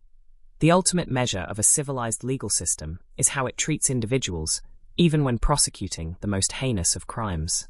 Upholding rigorous due process, protecting the rights of the accused to a fair trial, and maintaining absolute transparency ensure that the state never descends to the level of the predators it condemns.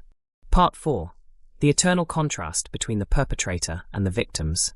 History records the existence of William Dean Christensen not as a figure of enduring significance, but as a cautionary dark footnote, a stark demonstration of human destructiveness utterly neutralized by the machinery of justice. His life ended in absolute obscurity, stripped of all power, influence, and notoriety. In profound contrast, the memories of Sylvie Trudell and Muriel Gay endure as symbols of unfulfilled potential, grace, and the sacred value of innocent human life.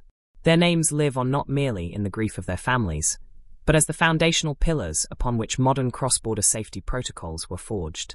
They are remembered not for how they died, but for the profound awakening their lives and tragedies inspired across a continent. Part 5. Conclusion. The Unbroken Shield of Civil Society. With the completion of this 11th chapter, we reaffirm the core truth that defines our entire study. The darkness of the past can be permanently transformed into a source of enduring strength. The gates of modern civilization stand firm, fortified by rigorous science, international cooperation, and the unyielding vigilance of free peoples. As long as society maintains its watch, honors the sanctity of human life, and defends the rule of law with unwavering dedication, the memory of past tragedies will forever remain the radiant banner of the strength, justice, and invincible nobility of the human spirit. As we cross the sacred threshold of this 12th and final chapter, we arrive at the ultimate terminus of our monumental historical, criminological, and philosophical journey. Across the preceding 11 chapters, from the dark, troubled origins of William Dean Christensen's psychopathy in Bethesda, Maryland, through the harrowing, heartbreaking double murder of Sylvie Trudell and Muriel Gay in Montreal in April 1982, the agonizing systemic failures and bureaucratic oversights that allowed a predator to roam free, the high-stakes international manhunt across North American borders, the rigorous, unassailable courtroom reckoning, the sweeping technological and structural modernization of global security, the philosophical triumph of the rule of law, the evolution of victim-centric human rights, and the generational architecture of institutional vigilance, we have built an indestructible monument of truth, justice, and remembrance. This final chapter stands as the sovereign, unalterable seal stamped upon the universal archives of human history. It is a profound, meditative reflection on the permanence of justice, the sacred duty of societal memory, and the unbreakable promise that the light of civilization shall forever endure against the encroaching shadows of barbarism. Part 1. The Metaphysics of Eternal Justice and the Sanctity of the Human Soul. In the philosophical exploration of jurisprudence, thinkers throughout the ages have sought to define the ultimate purpose of law. Is it merely an instrument of social control, a mechanism for state punishment, or a system of pragmatic regulation? The tragic history of the Christensen case and the profound systemic awakening that followed provide an unequivocal and transcendent answer. True law is the living, breathing conscience of humanity, designed to protect the sacred and inviolable dignity of the individual soul. The inviolability of innocent life. A civilized society is measured not by its material wealth, its technological sophistication, or its geopolitical dominance, but by the fierce, uncompromising dedication with which it shields its most vulnerable members from harm. The events of April 1982 exposed the terrifying fragility of human safety when institutions falter, yet the massive structural evolution born from that sorrow proved that humanity possesses the extraordinary capacity to correct its flaws. Human life is absolute, sacred, and placed infinitely above any administrative convenience, bureaucratic boundary, or political hesitation. The judicial sanctuary as a moral temple. The modern courtroom, when operating with absolute integrity, transparency, and adherence to due process, transcends its physical walls to become a moral temple. It is a space where chaos is met with order, where cruelty is confronted by unyielding reason, and where the devastating impact of violence is met with the restorative, healing power of collective accountability. Every fair trial and every righteous verdict reaffirms that predatory malice holds no legitimate place within the human community. Part 2. The planetary network of incorruptible vigilance. The modern world is characterized by unprecedented global connectivity, rapid communication, and complex transnational movement. The systemic lessons forged in the aftermath of the 1982 Montreal tragedy laid the groundwork for an integrated, high-speed planetary security architecture that has fundamentally transformed how free nations protect their citizens. The eradication of transnational safe havens, the historical vulnerabilities that allowed a fugitive to exploit jurisdictional gaps and paper-based record-keeping systems have been systematically dismantled. Today, interconnected biometric databases, instantaneous Interpol alerts, streamlined international extradition treaties, and collaborative multi-agency task forces ensure that no criminal can outrun the collective reach of global justice. Sovereignty can no longer serve as a shield for brutality. The shift from reaction to anticipation. Modern law enforcement and intelligence agencies operate on principles of proactive prevention rather than passive retrospection. By utilizing advanced behavioral analysis, predictive data frameworks, and continuous risk assessment protocols, authorities can identify, intercept, and neutralize threats long before they can materialize on the streets, ensuring an upstream defense of public safety. Part 3. The irreplaceable core of human ethics in a technological age. As artificial intelligence, quantum computing, biometric surveillance, and complex algorithmic analytics redefine the frontiers of modern security and legal investigation, our historical chronicle imparts an essential, immutable truth. The most sophisticated technology remains fundamentally devoid of a soul. The supremacy of human compassion and moral wisdom. A machine can process vast oceans of data, calculate complex probability matrices, and identify hidden correlations with staggering speed. But it cannot feel empathy, understand the profound weight of human suffering, or comprehend the moral gravity of a life extinguished. The administration of justice must always remain anchored in the hands and hearts of human beings, judges, jurors, investigators, and advocates, whose ethical discernment, critical thinking, and capacity for compassion provide the true safeguards of a free society. The unending labor of liberty.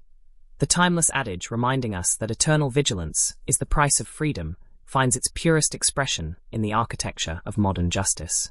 Safety is never a permanent destination or a completed project. It is an active, demanding moral responsibility passed as a sacred trust from one generation to the next. The moment an institution succumbs to complacency or bureaucratic arrogance, the structural integrity of the social contract is threatened. Part 4. The eternal contrast and the final verdict of history. History, acting as the ultimate, impartial, and incorruptible judge of human affairs, records the legacy of William Dean Christensen with absolute clarity and unsparing finality. The total erasure of the perpetrator. Christensen's existence ended in the absolute obscurity, confinement, and irrelevance of maximum security isolation.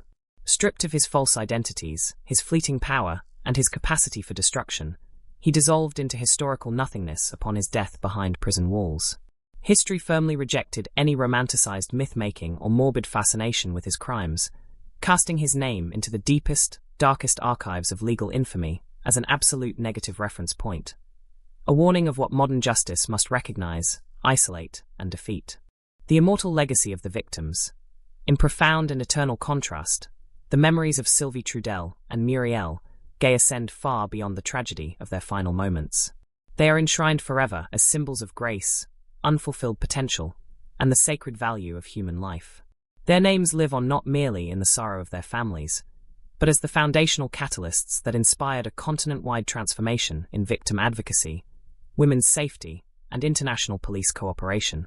They are remembered not for how they died, but for the profound, protective light their lives continue to cast across the modern world. Part 5. General conclusion. The eternal oath of a vigilant and luminous humanity. With the completion of this 12th and final chapter, the comprehensive archives of the William Dean Christensen dossier close definitively, solemnly, and for all eternity within the inviolable vaults of universal law. The dark and painful shadows of April 1982 in Montreal will never be erased from the collective memory of nations, but they now burn with a brilliant, benevolent clarity, illuminating a pathway toward a world that is safer, fairer, and deeply respectful of the dignity of the human person. The gates of modern civilization stand firm, united, impassable, and radiant, fortified by rigorous science, unwavering international cooperation, an incorruptible judicial apparatus, and above all, by the awakened, active, and watchful conscience of a free society that has sworn a solemn, unbreakable oath never again to tolerate the systemic failures of the past. May the souls of Sylvie Trudel, Muriel Gay, and all innocent victims of senseless violence rest for eternity in the profound peace, light, and plenitude of recovered dignity. As long as humanity maintains its vigilant guard, fiercely defends the sacred pact of the rule of law, and stands united as an indestructible shield against the darkness, the memory of this dark era will never stand as a symbol of defeat, but as the eternal, radiant, and triumphant banner of the strength, justice, and invincible nobility of the human spirit. As we open this 13th chapter of our comprehensive historical, criminological, and philosophical exploration, we cross an extraordinary boundary into the infinite domain of universal conscience. Through the preceding 12 chapters, tracing the dark origins of William Dean Christensen's psychopathy in Bethesda, Maryland, the heartbreaking double murder of Sylvie Trudell and Muriel Gay in Montreal in April 1982, the agonizing systemic breakdowns and bureaucratic blind spots, the high-stakes international manhunt across North American borders, the rigorous courtroom reckoning, the sweeping technological modernization of global security, the philosophical triumph of the rule of law, the evolution of victim-centric human rights, the generational architecture of institutional vigilance, and the final epilogue of eternal memory, we have constructed an indestructible monument of truth, justice, and human resilience. This 13th chapter stands as the supreme, luminous dawn rising above the architectural edifice we have built. It is an exploration of the perpetual guardianship required of free societies, examining how the lessons of the past transform into an active, living ethos that protects future generations from the shadows of tyranny and violence. Part 1. The living ethos of institutional memory and generational stewardship. History is not a static museum exhibit composed of dead dates and archived court transcripts. It is a living, breathing teacher that demands active engagement from every new generation of citizens, lawmakers, and guardians of the peace.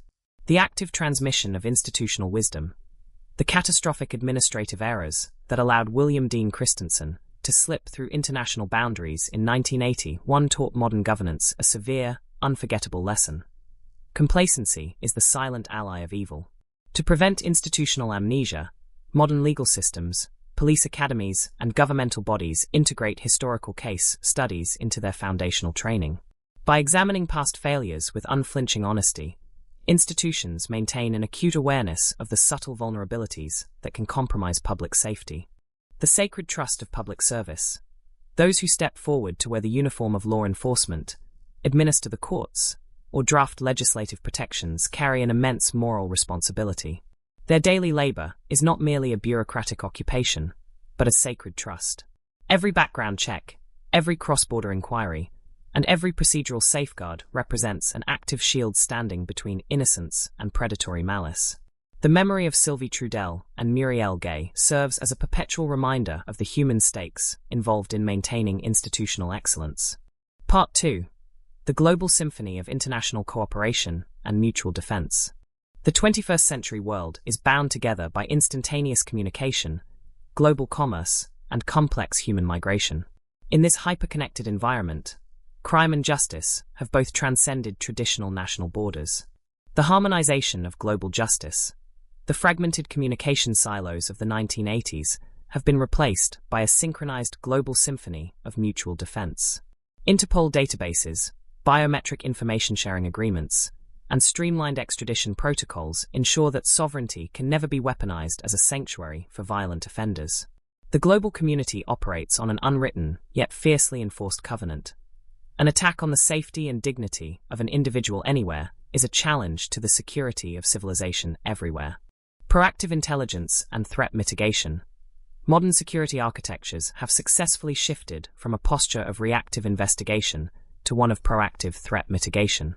By harnessing advanced behavioral analytics, pattern recognition, and international intelligence networks, authorities intercept dangerous predators before they can execute their designs, establishing an upstream defense that preserves human life before tragedy can strike. Part 3.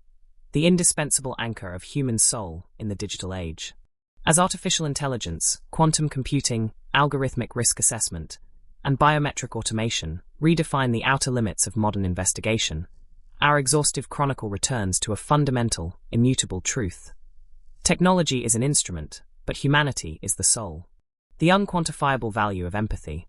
An algorithm can process millions of data points in milliseconds, yet it remains completely incapable of feeling grief, understanding the tragic weight of a stolen future, or experiencing moral outrage.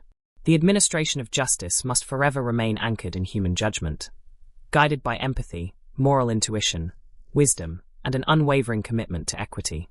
The high price of preserving liberty.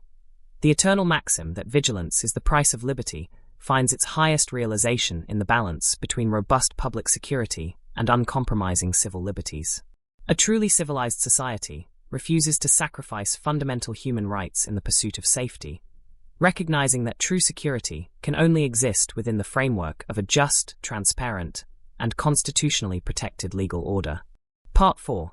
The permanent contrast, obscurity versus immortal light. As time moves forward, history records the ultimate fates of the figures central to this historical narrative with absolute clarity and poetic justice. The absolute oblivion of the perpetrator. William Dean Christensen's existence ended in the cold, silent obscurity of maximum security confinement. Stripped of his false names, his transient power, and his capacity to inflict harm, he dissolved into absolute nothingness. History firmly rejected any romanticized myth-making, ensuring his name remains buried in the darkest archives as a negative benchmark, an instructive warning of what civilized justice must identify, isolate, and eternally conquer. The radiant legacy of the victims. In eternal contrast, the memories of Sylvie Trudell and Muriel Gay shine with a brilliant, unwaning light. They are enshrined forever not merely as victims of a tragic hour, but as the powerful catalysts who inspired a continent-wide revolution in victim advocacy, women's safety, and international police cooperation. Their names represent the triumph of human dignity over senseless brutality, reminding the world of the precious sanctity of every human life. Part 5. Conclusion. The eternal oath of a vigilant and luminous humanity. With the completion of this 13th chapter, our comprehensive chronicle reaches its sublime and eternal culmination.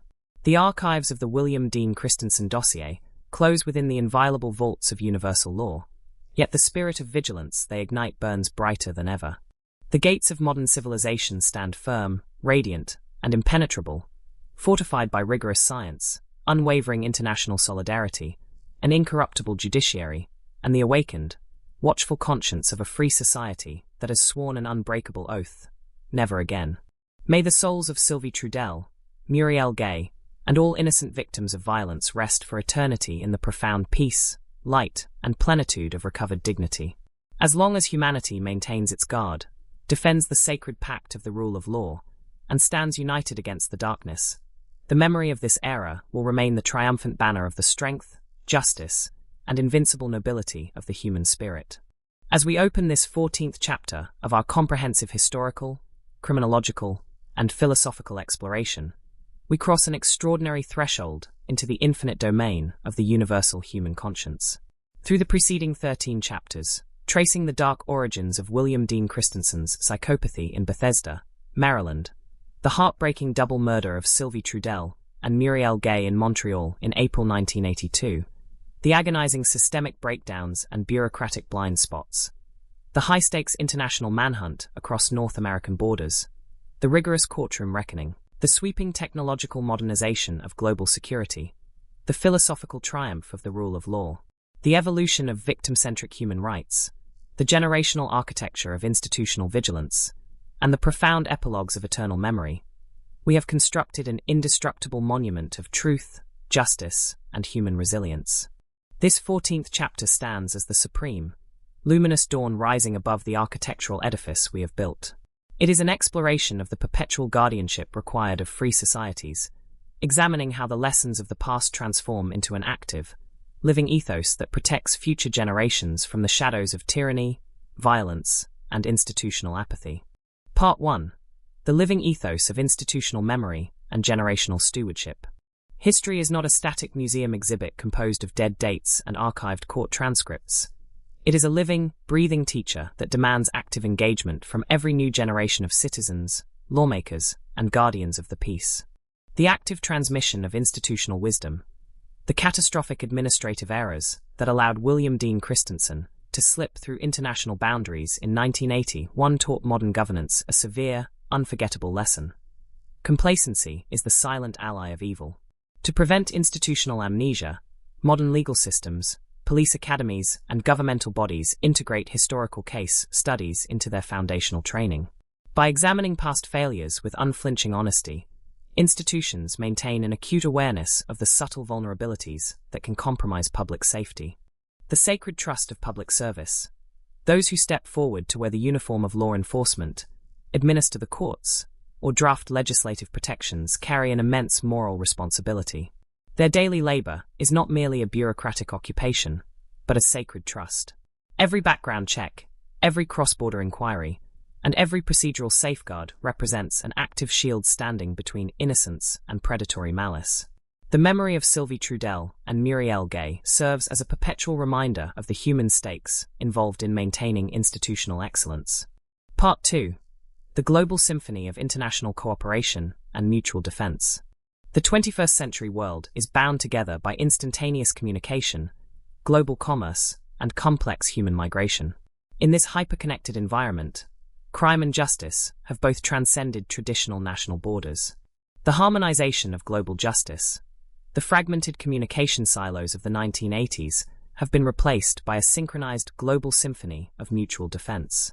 Interpol databases, biometric information sharing agreements, and streamlined extradition protocols ensure that sovereignty can never be weaponized as a sanctuary for violent offenders. The global community operates on an unwritten, yet fiercely enforced covenant. An attack on the safety and dignity of an individual anywhere is a challenge to the security of civilization everywhere. Proactive intelligence and threat mitigation. Modern security architectures have successfully shifted from a posture of reactive investigation to one of proactive threat mitigation. By harnessing advanced behavioral analytics, pattern recognition, and international intelligence networks, authorities intercept dangerous predators before they can execute their designs, establishing an upstream defense that preserves human life before tragedy can strike. Part 3. The indispensable anchor of human soul in the digital age. As artificial intelligence, quantum computing, algorithmic risk assessment, and biometric automation redefine the outer limits of modern investigation, our exhaustive chronicle returns to a fundamental, immutable truth. Technology is an instrument, but humanity is the soul. The unquantifiable value of empathy. An algorithm can process millions of data points in milliseconds, yet it remains completely incapable of feeling grief, understanding the tragic weight of a stolen future, or experiencing moral outrage. The administration of justice must forever remain anchored in human judgment, guided by empathy, moral intuition, wisdom, and an unwavering commitment to equity. The high price of preserving liberty. The eternal maxim that vigilance is the price of liberty finds its highest realization in the balance between robust public security and uncompromising civil liberties. A truly civilized society refuses to sacrifice fundamental human rights in the pursuit of safety, recognizing that true security can only exist within the framework of a just, transparent, and constitutionally protected legal order. Part 4. The permanent contrast, obscurity versus immortal light. As time moves forward, history records the ultimate fates of the figures central to this historical narrative with absolute clarity and poetic justice. The absolute oblivion of the perpetrator. William Dean Christensen's existence ended in the cold, silent obscurity of maximum security confinement. Stripped of his false names, his transient power, and his capacity to inflict harm, he dissolved into absolute nothingness. History firmly rejected any romanticized myth-making, ensuring his name remains buried in the darkest archives as a negative benchmark, an instructive warning of what civilized justice must identify, isolate, and eternally conquer. The radiant legacy of the victims. In eternal contrast, the memories of Sylvie Trudell and Muriel Gay shine with a brilliant, unwaning light. They are enshrined forever not merely as victims of a tragic hour, but as the powerful catalysts who inspired a continent-wide revolution in victim advocacy, women's safety, and international police cooperation. Their names represent the triumph of human dignity over senseless brutality, reminding the world of the precious sanctity of every human life. Part 5. Conclusion. The eternal oath of a vigilant and luminous humanity. With the completion of this 14th chapter, our comprehensive chronicle reaches its sublime and eternal culmination. The archives of the William Dean Christensen dossier close within the inviolable vaults of universal law, yet the spirit of vigilance they ignite burns brighter than ever. The gates of modern civilization stand firm, radiant, and impenetrable, fortified by rigorous science, unwavering international solidarity, an incorruptible judiciary, and the awakened, watchful conscience of a free society that has sworn an unbreakable oath: never again. May the souls of Sylvie Trudell, Muriel Gay, and all innocent victims of violence rest for eternity in the profound peace, light, and plenitude of recovered dignity. As long as humanity maintains its guard, defends the sacred pact of the rule of law, and stands united against the darkness, The memory of this era will remain the triumphant banner of the strength, justice, and invincible nobility of the human spirit. As we open this 15th chapter of our extensive historical, criminological, and philosophical examination, we cross a profound and luminous threshold into the eternal sanctuary of universal justice. Through the preceding 14 chapters, tracing the dark origins of William Dean Christensen's psychopathy in Bethesda, Maryland, the heartbreaking double murder of Sylvie Trudell and Muriel Gay in Montreal in April 1982, the agonizing systemic breakdowns and bureaucratic blind spots, the high-stakes international manhunt across North American borders, the rigorous courtroom reckoning, the sweeping technological modernization of global security, the philosophical triumph of the rule of law, the evolution of victim-centric human rights, the generational architecture of institutional vigilance, and the expansive epilogues of memory, we have constructed an indestructible monument of truth, justice, and human resilience.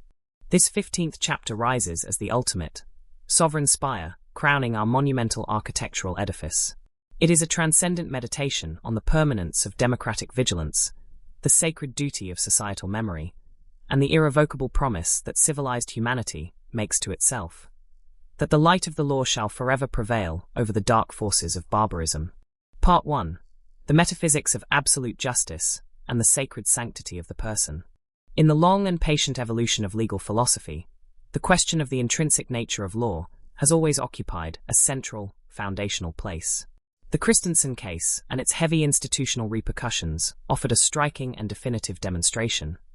The law can never be reduced to a mere arrangement of administrative procedures, a collection of bureaucratic rules, or a cold catalogue of penal sanctions. It is the supreme, living, and sacred expression of a civilization's moral conscience. The protection of innocence as an absolute categorical imperative. A human society does not derive its greatness from material achievements, economic power, or technological supremacy, but from the unshakable firmness with which it defends the integrity, security, and life of its most vulnerable members.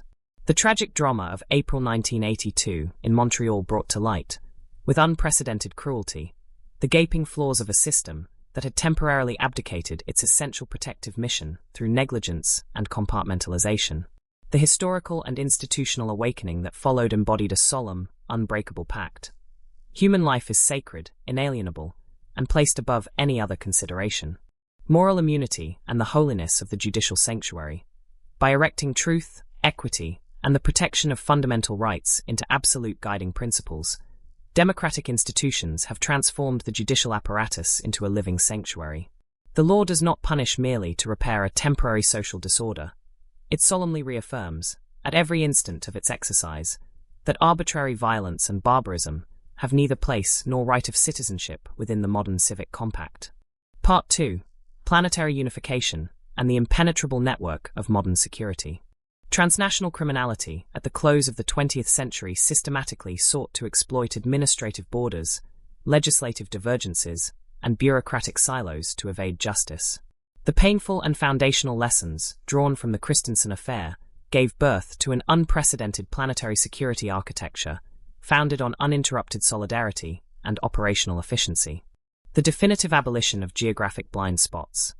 The bygone era where a fugitive in flight could hope to evaporate into a legal vacuum through a simple change of jurisdiction or country has been entirely swept away by international will.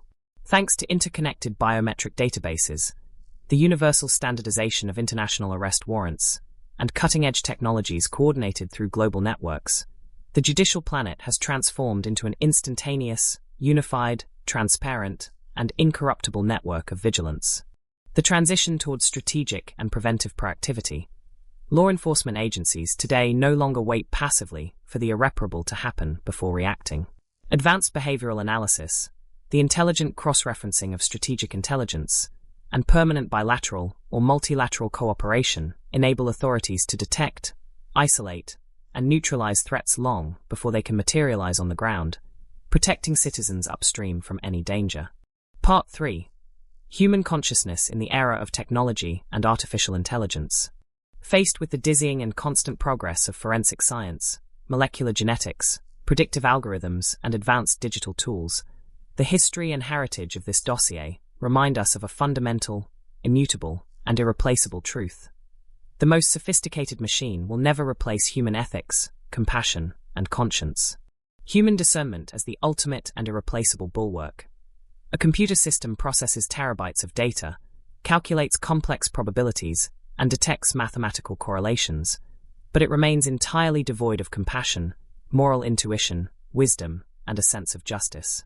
The absolute integrity of the rule of law rests entirely upon the shoulders, courage, and rigor of the women and men who embody and administer it daily. Minuteness, critical thinking, and intellectual honesty remain the irreplaceable guardians of our democratic freedoms. The eternal and demanding price of freedom. The historical adage stating that freedom's price is eternal vigilance finds its highest and purest illustration here. As soon as an institution allows itself to be overtaken by routine, bureaucratic self-satisfaction, or the comfort of oblivion, breaches open anew, threatening the edifice of collective security. The defense of civilization is never a punctual or completed project, but a moral obligation of every instant, transmitted as a sacred torch from one generation to the next. Part 4. The definitive judgment of history and the total erasure of the executioner. Time, in its sovereign march, remains the severest, most neutral, and most incorruptible judge there is. It ruthlessly dispels impostures, highlights systemic flaws, and consigns objective truth to the indelible annals of humanity. The historical verdict concerning William Dean Christensen is total, absolute, and beyond appeal.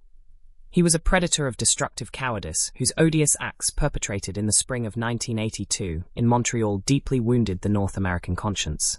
Yet, at the precise moment he drew his final anonymous breath within the state correctional facility, his physical existence shifted immediately and forever into absolute nothingness. Any attempt at morbid fascination, glorification, or criminal romanticism was definitively denied him by the rigor of historical analysis. His name was banned and forever buried in the darkest archives of legal oblivion, surviving only as the absolute counter-reference of what modern justice has successfully corrected and transcended. Part 5. General conclusion. The eternal oath of a vigilant, united, and luminous humanity. With the completion of this 15th and final chapter, the archives of the William Dean Christensen case close definitively, solemnly, and for all eternity within the inviolable vaults of universal law. The dark and painful shadows of April 1982 will certainly never completely fade from the collective memory of nations, but they now illuminate, with brilliant and benevolent clarity, the pathway toward a world that is safer, fairer, and deeply respectful of the dignity of human life.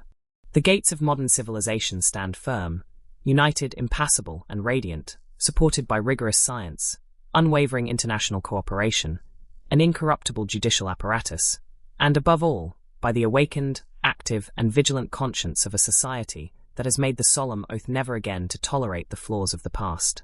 May the souls of Sylvie Trudell, Muriel Gay, and all innocent victims of blind violence rest for eternity in the peace, light, and plenitude of recovered dignity. As long as humanity maintains its vigilant guard, fiercely defends the sacred pact of the rule of law, and stands united as an indestructible shield against the darkness, the memory of this dark era will never be the symbol of defeat, but the eternal, radiant, and triumphant banner of the strength, justice, and invincible nobility of the human spirit.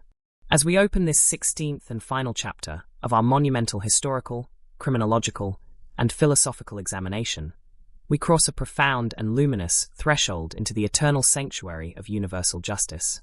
Through the preceding 15 chapters, tracing the dark origins of William Dean Christensen's psychopathy in Bethesda, Maryland, the heartbreaking double murder of Sylvie Trudell and Muriel Gay in Montreal in April 1982, the agonizing systemic breakdowns and bureaucratic blind spots, the high-stakes international manhunt across North American borders, the rigorous courtroom reckoning, the sweeping technological modernization of global security, the philosophical triumph of the rule of law, the evolution of victim-centric human rights, the generational architecture of institutional vigilance, and the expansive epilogues of memory, we have constructed an indestructible monument of truth, justice, and human resilience. This 16th chapter rises as the ultimate, sovereign spire crowning our monumental architectural edifice. It is a transcendent meditation on the permanence of democratic vigilance, the sacred duty of societal memory, and the irrevocable promise that civilized humanity makes to itself. that the light of the law shall forever prevail over the dark forces of barbarism. Part 1. The metaphysics of absolute justice and the sacred sanctity of the person. In the long and patient evolution of legal philosophy, the question of the intrinsic nature of law has always occupied a central, foundational place. The Christensen case and its heavy institutional repercussions offered a striking and definitive demonstration. The law can never be reduced to a mere arrangement of administrative procedures, a collection of bureaucratic rules,